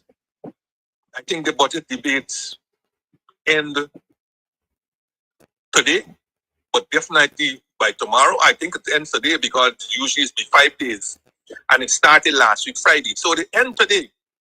And I don't know if the estimate starts tomorrow or Monday. But certainly when the estimate starts, it's about 3.5 to 4 days. And they will have approved $1.382 trillion in 4 days. And as Ganesh lamented yesterday, and quite rightly, this budget has been put together with no consultation from any members of the opposition, civil society groups. In fact, this budget has had the least of consultation among all the different kinds of groups that we are aware of. How could you have 49 point something % of the people being excluded from the preparation and management of a budget that is going to appropriate huge chunks of money from taxes, from the Natural Resource Fund, and from borrowing, which these very citizens are going to have to repay? Ganesh was absolutely on the ball yesterday. And as stark as he put it out, it would have brought tears to anybody's eyes about the level of discrimination and inequality that is taking place in this country. And how anybody on the government side could, in face of this analysis, which was not refuted, Excuses were made, but the analysis that Ganesh did was not refuted by any member of the government. How, in the face of such rampant discrimination by the government, could they sit in conscience and sit back and don't even quietly whisper to those with the stone hearts, listen, man, we overdoing this thing. We overdoing this thing. It isn't looking right. We are Guyanese people. We are fair-minded people for the most part. And we would tell people, oh, but yo, it didn't look right. It's just like what David Hines was saying when they were distributing money to predominantly Indo-Guyanese and bypassing the Africans, that the Indian Guyanese was able to get one of the hampers for African Guyanese. And when the person came home and going through the hamper, there was this envelope of $250,000 in it. We still have Guyanese, good Guyanese for the good part. We still have good neighborliness. And we know right from wrong. But it seems that some of them are so stone-hearted, so racist, that you would rather have this situation where African Guyanese and their villages and development in the villages, they are suffering, while others are eating steak and so on. So Ganesh, absolutely on the ball. So we need more time for the debates so that people can get in their points. Because after this, it is rare for many of the MPs to be heard or seen in Parliament because the opportunities are not there for them. The budget is about the only time that offers all the MPs in Parliament to have a say. It's the only time. And therefore, it is hard for them to be limited to 15 minutes plus 5. That should go up in the case of those who are shadowing ministers. That should go up to about 40 minutes and 30 minutes for those who are not shadowing ministers. The time must be given. And the second negative is because of the time, all the speakers are forced to rush. They are forced to rush their presentation, especially when they say 5 minutes left. They are forced to rush, and instead of winding up, they find themselves introducing new material, and so in many cases, it ends up being a patchwork as opposed to be a smooth, rhythmic presentation. So that is an issue that has to be put together. And since this government will not listen in terms of the timing part, it then falls upon the presenters to do mock presentations in their bedrooms and so on to ensure that they stay within the time and they can complete whatever presentation that they have. And then they engage in what is called relay presentation, so that in your strategic sessions and so on, you will then say the next person who will come up, you will deal with this aspect, and you move on into the relay until you get a seamless Savile Row suit. This is the only way that you'll be able to counter some of these issues that you have. Once again, on another negative, I am absolutely 110%, disappointed with the government. For the most part, there were one or two speakers who are thing, but all the presentations mirrored the budget speech, tainted with an obsession with the opposition, going as far back as 1960s and the 70s and the 80s and all these kinds of things. A reputation that is unbecoming of a government that is nearly 5 years already in power. A government that had trillions of dollars, nearly $5 trillion to spend. And all they can tell you is about the 40s and the 50s and the 60s and the 70s and the 80s.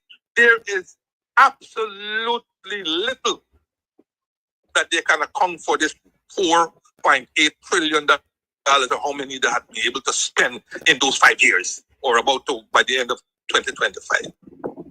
Which government in their right mind will be concentrating on the opposition in that sense instead of concentrating on highlighting their positives and their achievements and telling us what they will do if they were given another 5 years? Which government spend most of their time blaming the opposition, what the opposition didn't do, what they didn't this, and all this kind of story? It's a useless exercise. You got $5 trillion that you had in your disposal. Tell us the achievements that you had. Tell us what we were looking for into. You keep talking about transformation. You keep talking about modernization. You keep talking about state of the art. But if you ask the average Guyanese, nobody feels modernization in Guyana. Nobody feels transformation. Nobody feels state of the art. And aren't you embarrassed? Aren't you embarrassed that all this talk that you just talk about electricity because Ethel was on earlier that whoops, blackout. Even as your own National Assembly is in session, blackout. And you are so efficient that your generator kicking in 10 minutes afterwards instead of kicking in within a minute. They're kicking in 10 minutes afterwards while you're languishing, if you are languishing in blackout nearly 8 o'clock in the night. How embarrassed can you get? And you got 2 ships, 2 power ships there in which you claim you have excess power and so on. Maybe that is why you have to be coursing out and blaming spending most of your time coursing out and blaming the opposition because your successes are limited. You're spending money to achieve more money to achieve less and less. Maybe that is why you don't want to go down the road of naming them your achievements. Maybe that is why you have to keep on the front burner 200 taxes that you can't name yet, 7,000 workers, sugar workers fired, that all the numbers show that you're lying, and so on. All these lies you have to put in front there to paper over the cracks of non-achievement. So that is some of the negatives I found in the debate. But the biggest negative in the debate I left for last. And that negative got to do with Ms. Gita Chandan Edmonds' presentation. Ms. Chandan has a very nice personality and so on. I happen to know, I think it was our father, Rohan Chandan, I think it was his name, who worked at Guy Bank when I was a director on the board there and so on. Rather pleasant individual. I think he's from Borbisers. Miss Chandan, when she started her presentation, I was worried. A person coming in would suggest that that person is doing a good job. Is she a government? What is she? What position does she hold in the government? That is the instant reaction you would have got when you would have listened to her presentation. And as that presentation grew in pages and time, you were even more convinced that she was a government member and not a member of the opposition. Miss Chandon has to know. Step back. Miss Chandon clearly would have been part of the strategy sessions that the opposition would have held. And I know this because even though I wasn't there this year, I've been there in previous years where I was one of several advisors to the strategy sessions on the budget debate. And she participated fully in them. She would have been a member of those strategy sessions as to how we will approach the debates.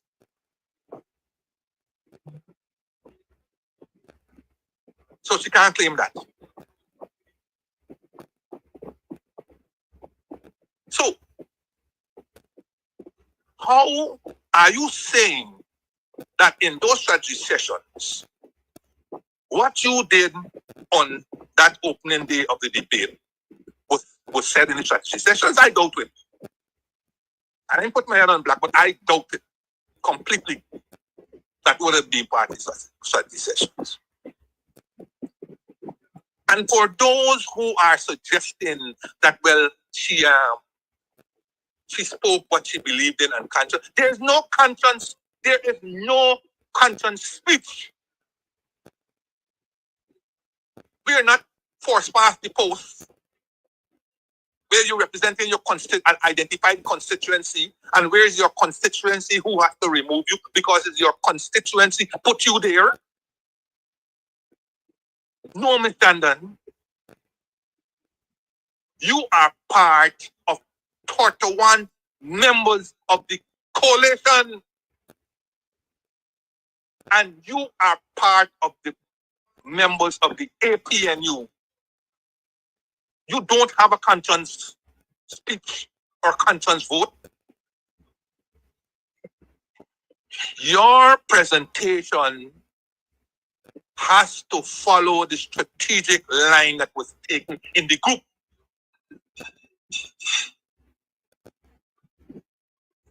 And this you did in previous presentations. So what is the problem this year? What is the problem this year? Ms. Chandon, we had the problem with Sharon Das. And for those who don't know, prior to the start of the sessions of the no confidence vote sessions in 2018 December, we met as an APNU AFC group in the parliament, the big parliament, one of the rooms. We met there. We discussed. We emphasized. And individually we were asked whether we think. And we all said what we had to say, including Sharon Das.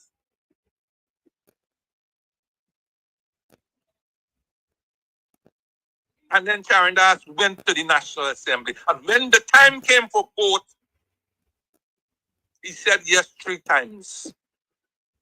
3 times he said yes.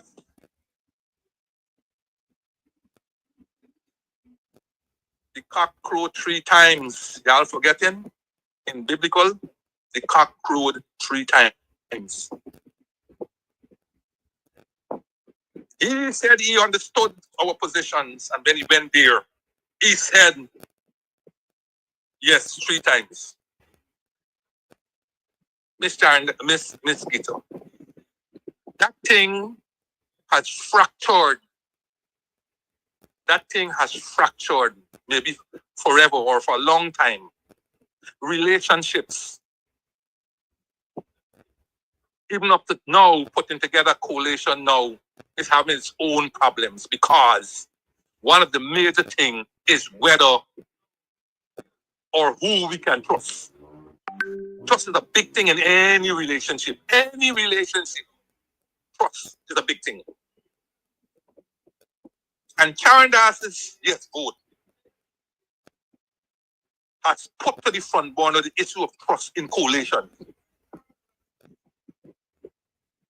And for you now, when that matter,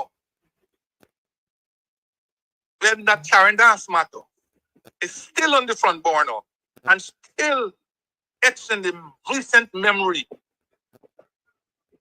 of voters of the APNU AFC coalition, for you now to come and make the kind of speech that you made on that opening day, which appears to be in defiance of the strategy that would have been put together by the APNU AFC coalition,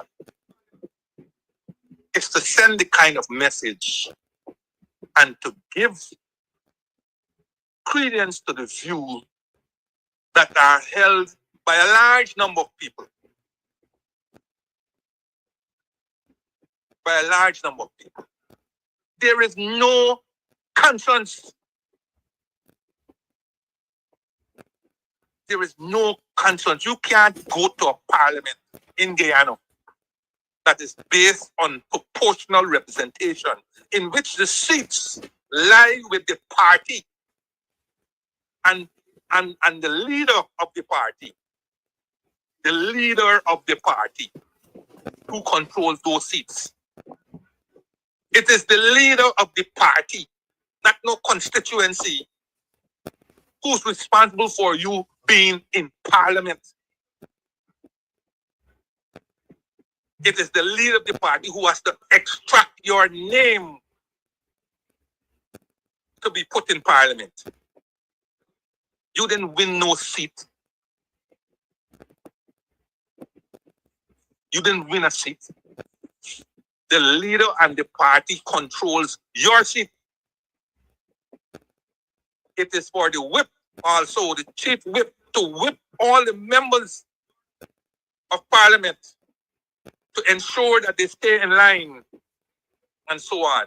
Now, I agree that the whip can't then know what you are going to say when you go there, if it was agreed in the group that this is what we are going, this is going to be our messaging. We can't know that. But, Ms. Chandan, if you fall out of favor, if you no longer wish to be a member of the APNU, if you fall out of favor, and so on, the parliament is not the place for that. You go to your leader and say, listen, I don't wish to be a part of the APNU anymore, and resign your seat. Resign your seat, and thereafter you're free to do your conscience in relation to whoever or whomever you wish to be with. But you can't do that from the pulpit of the APNU AFC and claim that it's your conscience or is your independent or that's the way you feel. If we want to remain a member of a political party, a member of the cabinet, a member of the coalition, or whatever it is, we say our piece and we go with the collective view. If we don't like the collective view, we resign and remove ourselves. I see the PPP then crowing afterwards, all the news outlets. Gita Chadman agrees with the budget and all this kind of story. Of course, they will put that there. You really honestly feel, though, that any member of the PPP could have gone out there and agree with the criticisms of the opposition and still be in the PPP? You really think that this is how politics plays? That is not how politics plays. You got at least 4 former members of the PNC entrenched in the PPP today. And all 4 of them were there with the no confidence motion of Charandas in Parliament. All 4 of them. You think any one of them had a conscience and said, well, you know, I used to be at PNC and this and that and so on. I'm going to absent myself or I'm going to vote. I'm going to vote, no? You think so? It didn't happen anyhow. Because if you feel differently and it's not getting through, then you go. And then you can vote your conscience and your independence and everything else. But you can't do that while you're still in the party. So, my advice to Ms. Chandan is you should resign as a member of the party. Because Mr. Norton, in the unfortunate position that he is in, he can't remove you because he's not the leader of the list. He can't remove it. That's the most unfortunate political development, which I hope will not happen again going forward. Because you can't give me soldiers that I can't rely on as a leader and then blame me afterwards for whatever happens. If these soldiers are not created in my image, how am I to be blamed after if the thing doesn't have a success? So going forward, they have to find some way of making certain that this unfortunate position where the leader and the opposition leader in parliament doesn't control his members because he didn't appoint them. It is really, really unfortunate what has happened there. In fact, as I know, the leader of the opposition has only had Voldo. He has only been able to recommend Voldo Lawrence. Of the 31 members there, there's only Voldo Lawrence he has been able to recommend after I think former Minister of Education resigned. So how can he, and then how can he can't control these people and therefore what? He's responsible for their behavior and so on. So he can't remove Mr. Andan. So Mr. Andan, do the right thing and resign your position. Because it seems, at least from my standpoint, who's not a member of the party but a supporter of the party, that you have disaffections, you no longer feel comfortable in the party, and so on. So resign your position. Please do the decent thing and resign. Don't carry it any further. Just resign. And this parliament is the life of this parliament will be done in a couple of months. So it won't be much, number one. And number two, the APNU AFC coalition, APNU mostly, missed a golden opportunity to conduct what is called a midterm review of the performance of all their MPs and to make adjustments accordingly.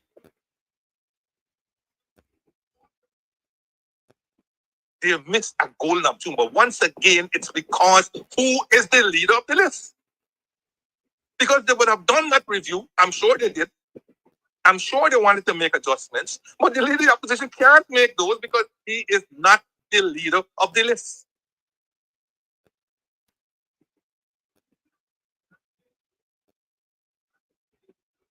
So in this regard, I am suggesting to the leader of the opposition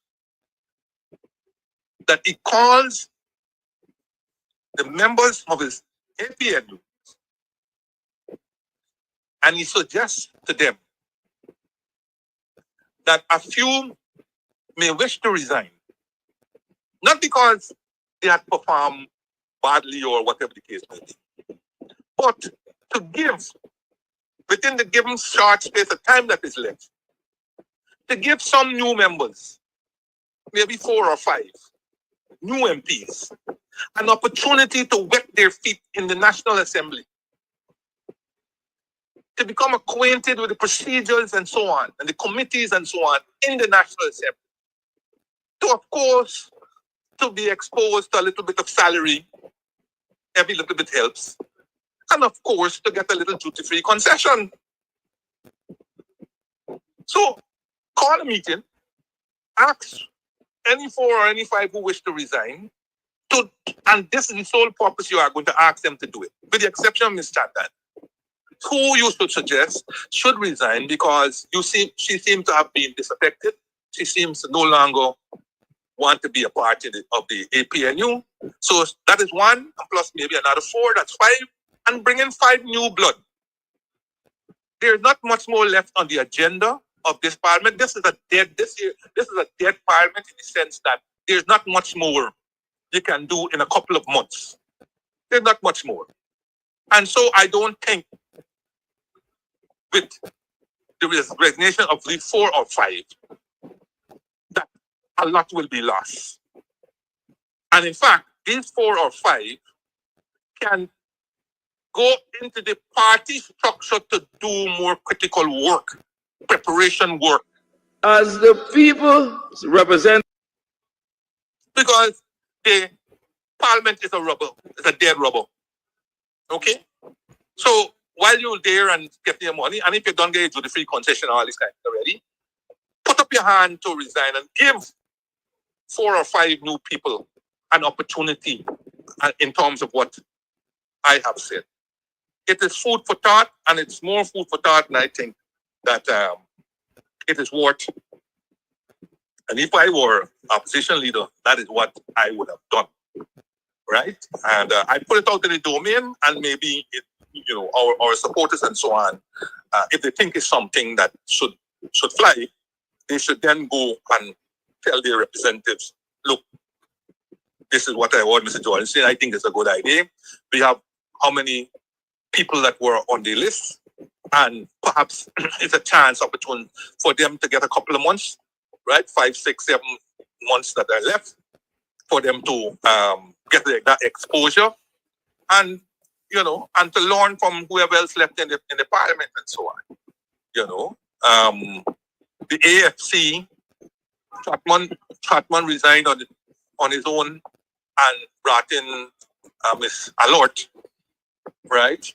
My good friend Kimraj, you've been around a long time. Who knows? You might see it fit to give another AFC member a chance to get in while you do the groundwork for any possible coalition or for your own party and so on. These are just, I feel it's a really good thing that can be done. Last week at Jagdio's press conference, he sought to temper expectations about oil revenues. In fact, he's quoted as saying that there is no guarantee that oil money will continue flowing next year. Will continue flowing. And that next year, it's not guaranteed. Sometimes you've got to laugh, right? You've got to laugh to keep sanity in this country. You've got to laugh. Imagine this is coming from an individual who forever thought that we had no worries. We had no worries, right? Oil prices will be high, and even if it went to X number of barrels and so on.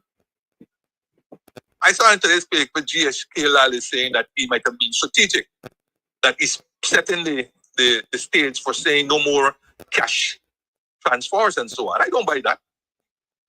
I don't buy that. I think that he realizes that contrary to what he had been putting out there before, that reality may be striking home and striking home sooner than he thought or that he would have thought. Right? Recent developments cannot be in favor of oil prices remaining high. I said it last week.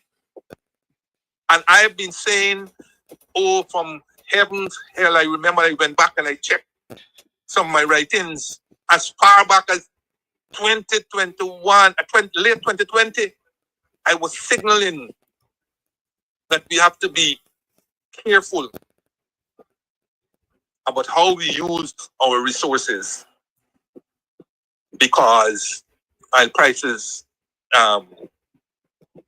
very fickle. We don't control it, and if they plummet, we'll be in serious trouble. But you have these pushbacks and so on.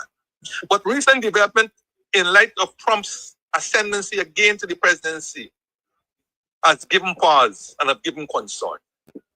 He promptly pulled out the Paris Agreement, even though that will take a year, but that signals omen. He has talked about drill, baby, drill, in which it intends to ramp up drilling and oil production out of America. He's trying not only to make America great again, but he's trying to make America safe again, in which is depending on mostly on its own resources. Now, it is clear, as I said last week, that with that message from Trump, the oil majors like Saudi Arabia and so on will not sit idly by and allow this to happen. That they themselves now, whatever cutbacks and so on they were dreaming of and putting in place and so on, that they themselves will scale back on those cutbacks and start producing more oil. And if, like I said, the Gaza holds, and if the Russian Ukraine war ends soon, that's even more, right? The Russian production up and production of oil up and so on to help in rebuilding, recovery, the rebuilding efforts and so on. And if America has been able to pressure Venezuela to get Maduro out, put in the rightful government who would have won the last election and so on, and able to get back American companies into Venezuela, right? Because Chevron, I believe, is already there. If all this happens within the next 18 months and oil production surge, what do you think will happen to prices?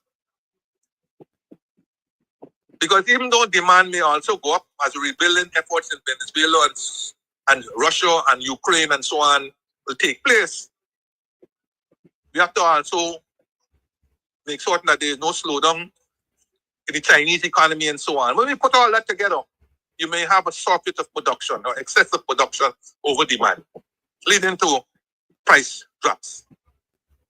And when that happens, what do you think will happen? What do you think will happen to revenue flows to Guyana? To investment in the sector in Guyana and outside of that sector? Because a large number of the investment outside of the oil sector in Guyana depends on the investment in the oil sector. Okay, the hotels and the roads and tourism and all this kind of thing. All that depends on what is going on in the oil sector. And if the oil sector is facing declining revenues, and if the outlook for those declining revenues are medium to long term, then oil producers will cut back on investments. They will cut back on investments. And when we learned that a break-even point for Saudi oil is $9 US, a break-even point for Guyane's oil, I think, is $30-something US. But in light of all of this, even without all of this, who goes about spending all the money, regardless of what it is, spending all the money and doesn't keep some for a rainy day? I tell people they were duped into believing that the Natural Resource Fund, which is a creature of the Granger administration, not the Ali administration, a creature of the Granger administration, the NRF 2019, the NRF that was put in there under the sage advice of Granger. As I said, he can be cussed for many things, but he did a couple of good things, especially in the education sector, especially in relation to how he saw the economy going and so on. And that is how you got the NRF. Had we not had that NRF, when you read, let me leave out the adjective, statements as for example, the recent one that was put out by the Ministry of Finance, you recognize how sage the advice and how determined the Granger was to ensure that the Natural Resource Fund was in place prior to the start of oil. And for all those, Terence Campbell being the number one, who always talk about, oh, he told the coalition or he made the recommendation for the NRF to be enshrined in the Constitution. My friend Terence and all the others, This similar advice came to us from the Private Sector Commission, who I met in 2019 in my office. And they were so gung-ho about the Natural Resource Fund that they said, Mr. Minister, can this be enshrined in law where we have a supermajority so that other governments coming in place can't remove or adjust it easily? And I am saying to you, Terence, as I said to the Private Sector Commission at that time, we wanted to go that route, not the constitution route, because we know we can't get things into the constitution so willy-nilly. Changes in the constitution require two-thirds majority and referenda and all this kind of story. And in 2019, when you're operating in the context of a no-confidence motion, those were out of the question. So sometimes I don't know, sometimes I see Terence keeps belaboring this point. The point was mute. It was safe, it was strong advice, but it was mute in terms of practicality and implementation ability. We couldn't do it. I told the Private Sector Commission that we wanted to do it. We made that recommendation to the Attorney General's chambers. And the advice that came back from the Chief Parliamentary Council was that it could not be done in this kind of law. You cannot impose supermajorities in these regular laws and so on. It has to be derived from the Constitution. It has to be derived in the Constitution. So the Constitution has to say that laws in relation to X, Y, and Z, you require a supermajority of so many. Because the Constitution lays out laws are passed by simple majority. Changes to the Constitution has to be passed by a supermajority. And all these different kinds of things. Where you have to get 2/3, 3/4, referendum, and so on. So you can't go and put into the Natural Resource Fund law that changes to this law can only happen with 60% and all this kind. That cannot happen. Because the Constitution says laws simple majority, unless otherwise stated in the Constitution. So yes, Mr. Terence Gabble, I hope you listen and I hope you get it very clearly why we could not embed the Natural Resource Fund in the Constitution. Now, in the constitutional reform, it could be suggested that this reference to natural resources generally and the Natural Resource Fund and its changes and so on can be put into the new constitution, but only the good Lord knows when that is going to happen. Because this parliament will end when nothing on constitutional reform would have been done. You have all the fancy thing, maybe people don't even get them paid fancy money for doing nothing at the moment. The constitutional reform law, right? And then you have constitutional reform secretariat and constitutional reform secretary and this and that and constitutional reform budget and all these kinds of things.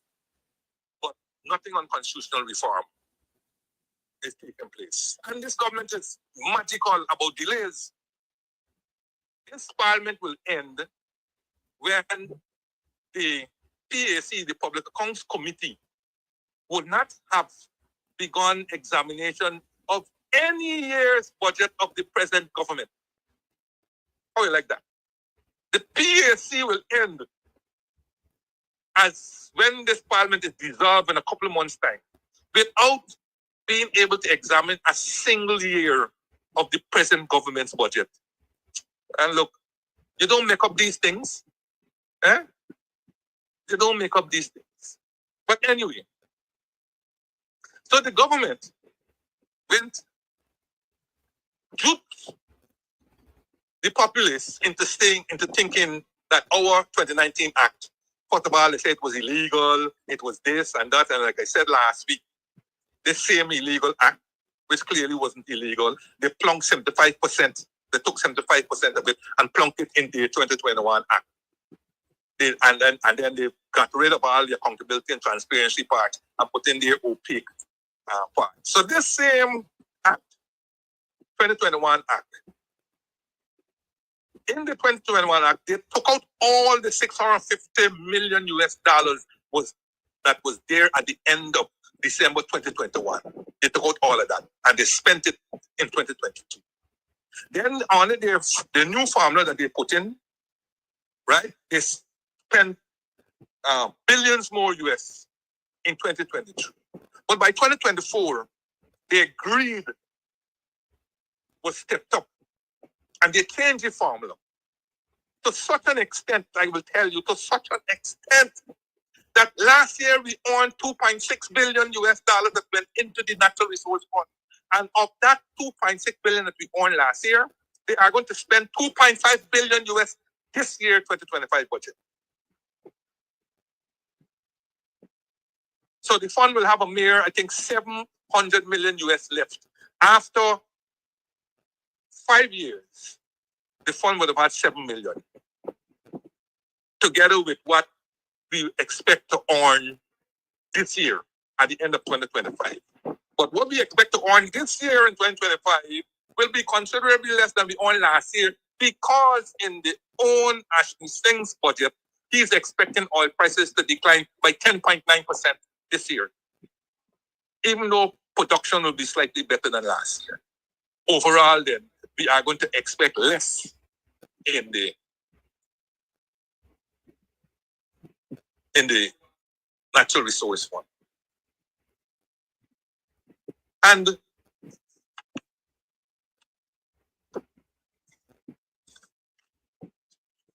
to tell you how, so Guyana earned 6.5 billion US from our revenues from 2022 to 2024. And this includes interest of $246 million dollars. Paltry interest of $246 million, only $246 million on 6.5 billion US. But that is it, right? That is it. And between 2022 and 2024, $3.2 billion was withdrawn out of this 6.5, while $2.5 billion of 2.6 billion earned in 2024 will be withdrawn in 2025. So by the end of 2025, you'll have a total of $5.7 billion US that would have been withdrawn from our natural resource fund, leaving a mere 800 million US in that fund, as I said, together with whatever may be earned this year. So we're dragging out all the money, right? We're dragging out all the money, and we don't know where this money is going. We don't know what this money is being spent on. We don't know. But we're getting all kinds of explanations, especially in the statement that came out from the Ministry of Finance. I don't know who these people fooling. I don't know. All this thing about money to go into consult fund, and when it gets in consult fund, it's commingled and all kinds. Listen, the money could stay in the consult fund. I have a simple formula for them. Simple. When we get loans from overseas, we put in the budget the name of the project that the loan is going to finance. East Coast Demerara Road. Who financing it? China. So it's under foreign. How much we drawing out this year? How much we expect to draw down from this loan? The equivalent of 10 million US. When we draw down, it is put into the consult fund, but it is known that that amount will go to the East Coast Road. Let's use the same analogy. The Natural Resource Fund is a foreign currency account. Think about what we want to finance. The new Demerara Harbor Bridge. That will cost $260 billion over a 4-year period. This is just an example. It's not saying this. How much do we intend to draw out this year? The equivalent of 50 million US. So you get the approval from the parliament to draw out up to 50 million US. And you draw as needed and put into the consult fund. But that amount is financing the new Demerara Harbor Bridge. We know where the money is going. Don't give us this claptrap about when we draw the money, it goes into the consult fund and it's co-mingled and balkanized and all this kind of fancy language. We're not stupid. And you're certainly not talking to stupidity bill here. It is simple. When we put national development priorities, which you copied, which this government copied from the 2019 Act. They copied this and they copied emergency spending. All of that was copied from the 2019 Act. When we put development priority, we put it there as a generic term to be elaborated upon in regulations to the Natural Resource Fund. There we would have go through the granular details of what we meant by national development priorities. The Natural Resource Fund Act of 2019 provides for the making of regulations. That part was also copied into the 2021 Act. And so the present 2021 Act has provisions for the Minister of Finance to make regulations for the fund. And there the granular details of the national development priorities can be explained and detailed into the regulation. And the regulations will form part of the law. So I hope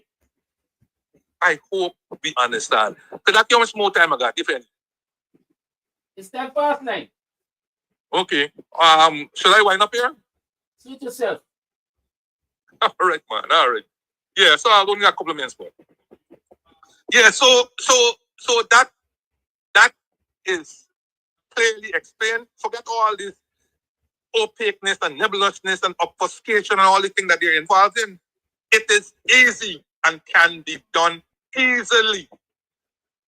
All you have to do is add another column to the estimates, and where they have or even stay with the same column, and instead of having the word specific, which means foreign funded, we could put specific /NRF, Natural Resource Fund, and identify clearly in the legend which are being financed by which loan, by which donor, and which are being financed by the Natural Resource Fund. Simple. And I dare them to say what Winston Jordan is saying doesn't make sense. I've been around, but it's still longer than this. Some of them got age.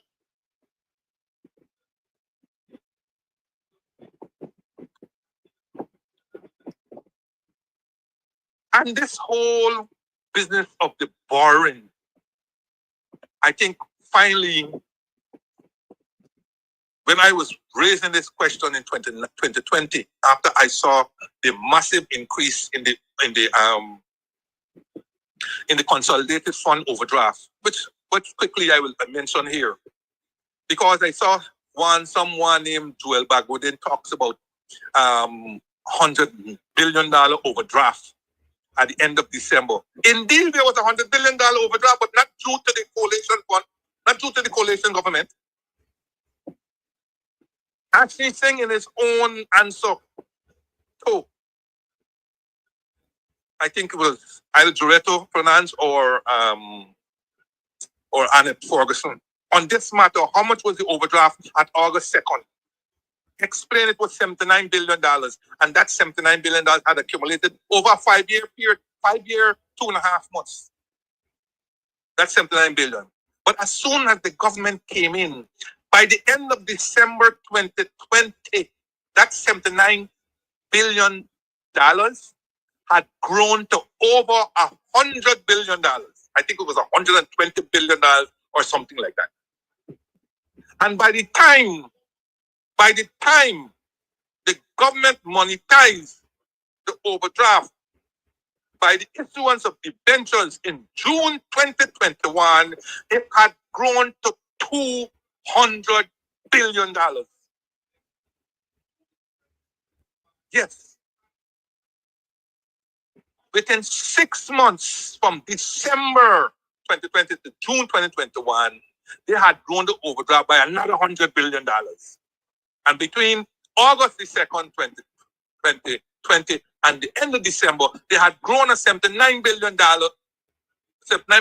overdraft by more than $40 billion. Now don't come for me. Don't come for me.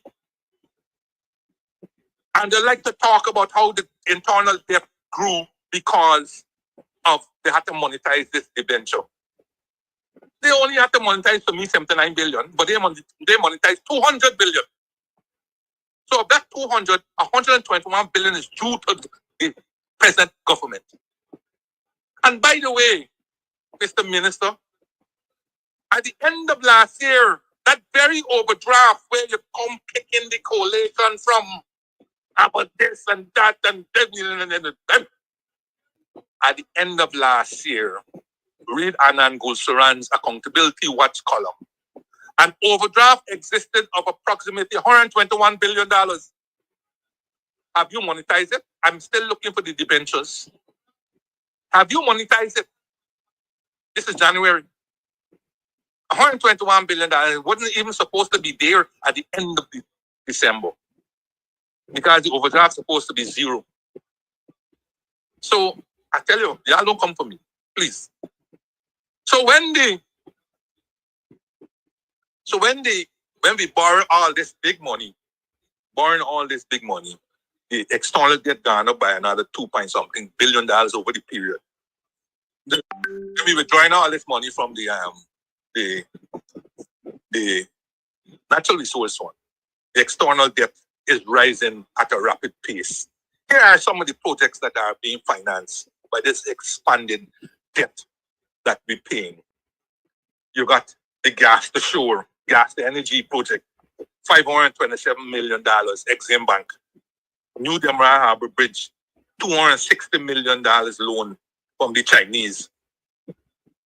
Linden Soosdijk Highway, $200 million from the Islamic Development Bank. Bismarck Mackenzie Bridge, another $50 million from the Saudi Fund for Development. Some housing sector project, $100 million loan from the Saudi Fund for Development. Phase 2 of the East Coast Demerara Road, $192 million loan from China. Then you got the East Coast East Bank Link, $50 million from India. The Linden Mabura Road, $112 million from the Caribbean Development Bank.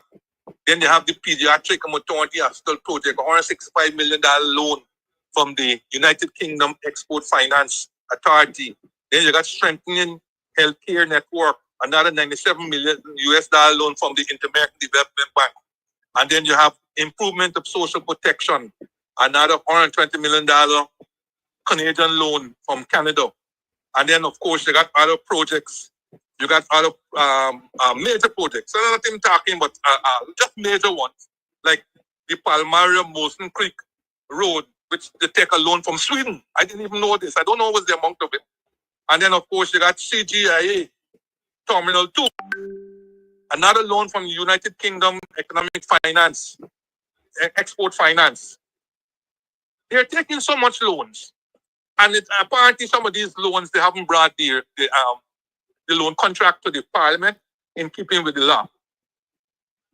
That they have now suspended, if not discontinued, the publishing of the Guyana Annual Debt Report, which was a publication that started on when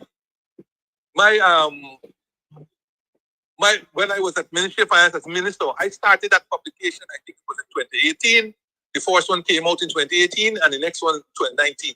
And of course, this is not a requirement, but it gives a broad picture in terms of transparency and so on where the debt is. They have, I think they did one more, and then they have now discontinued because their party don't want the government, the people to know the massive accumulation of debt.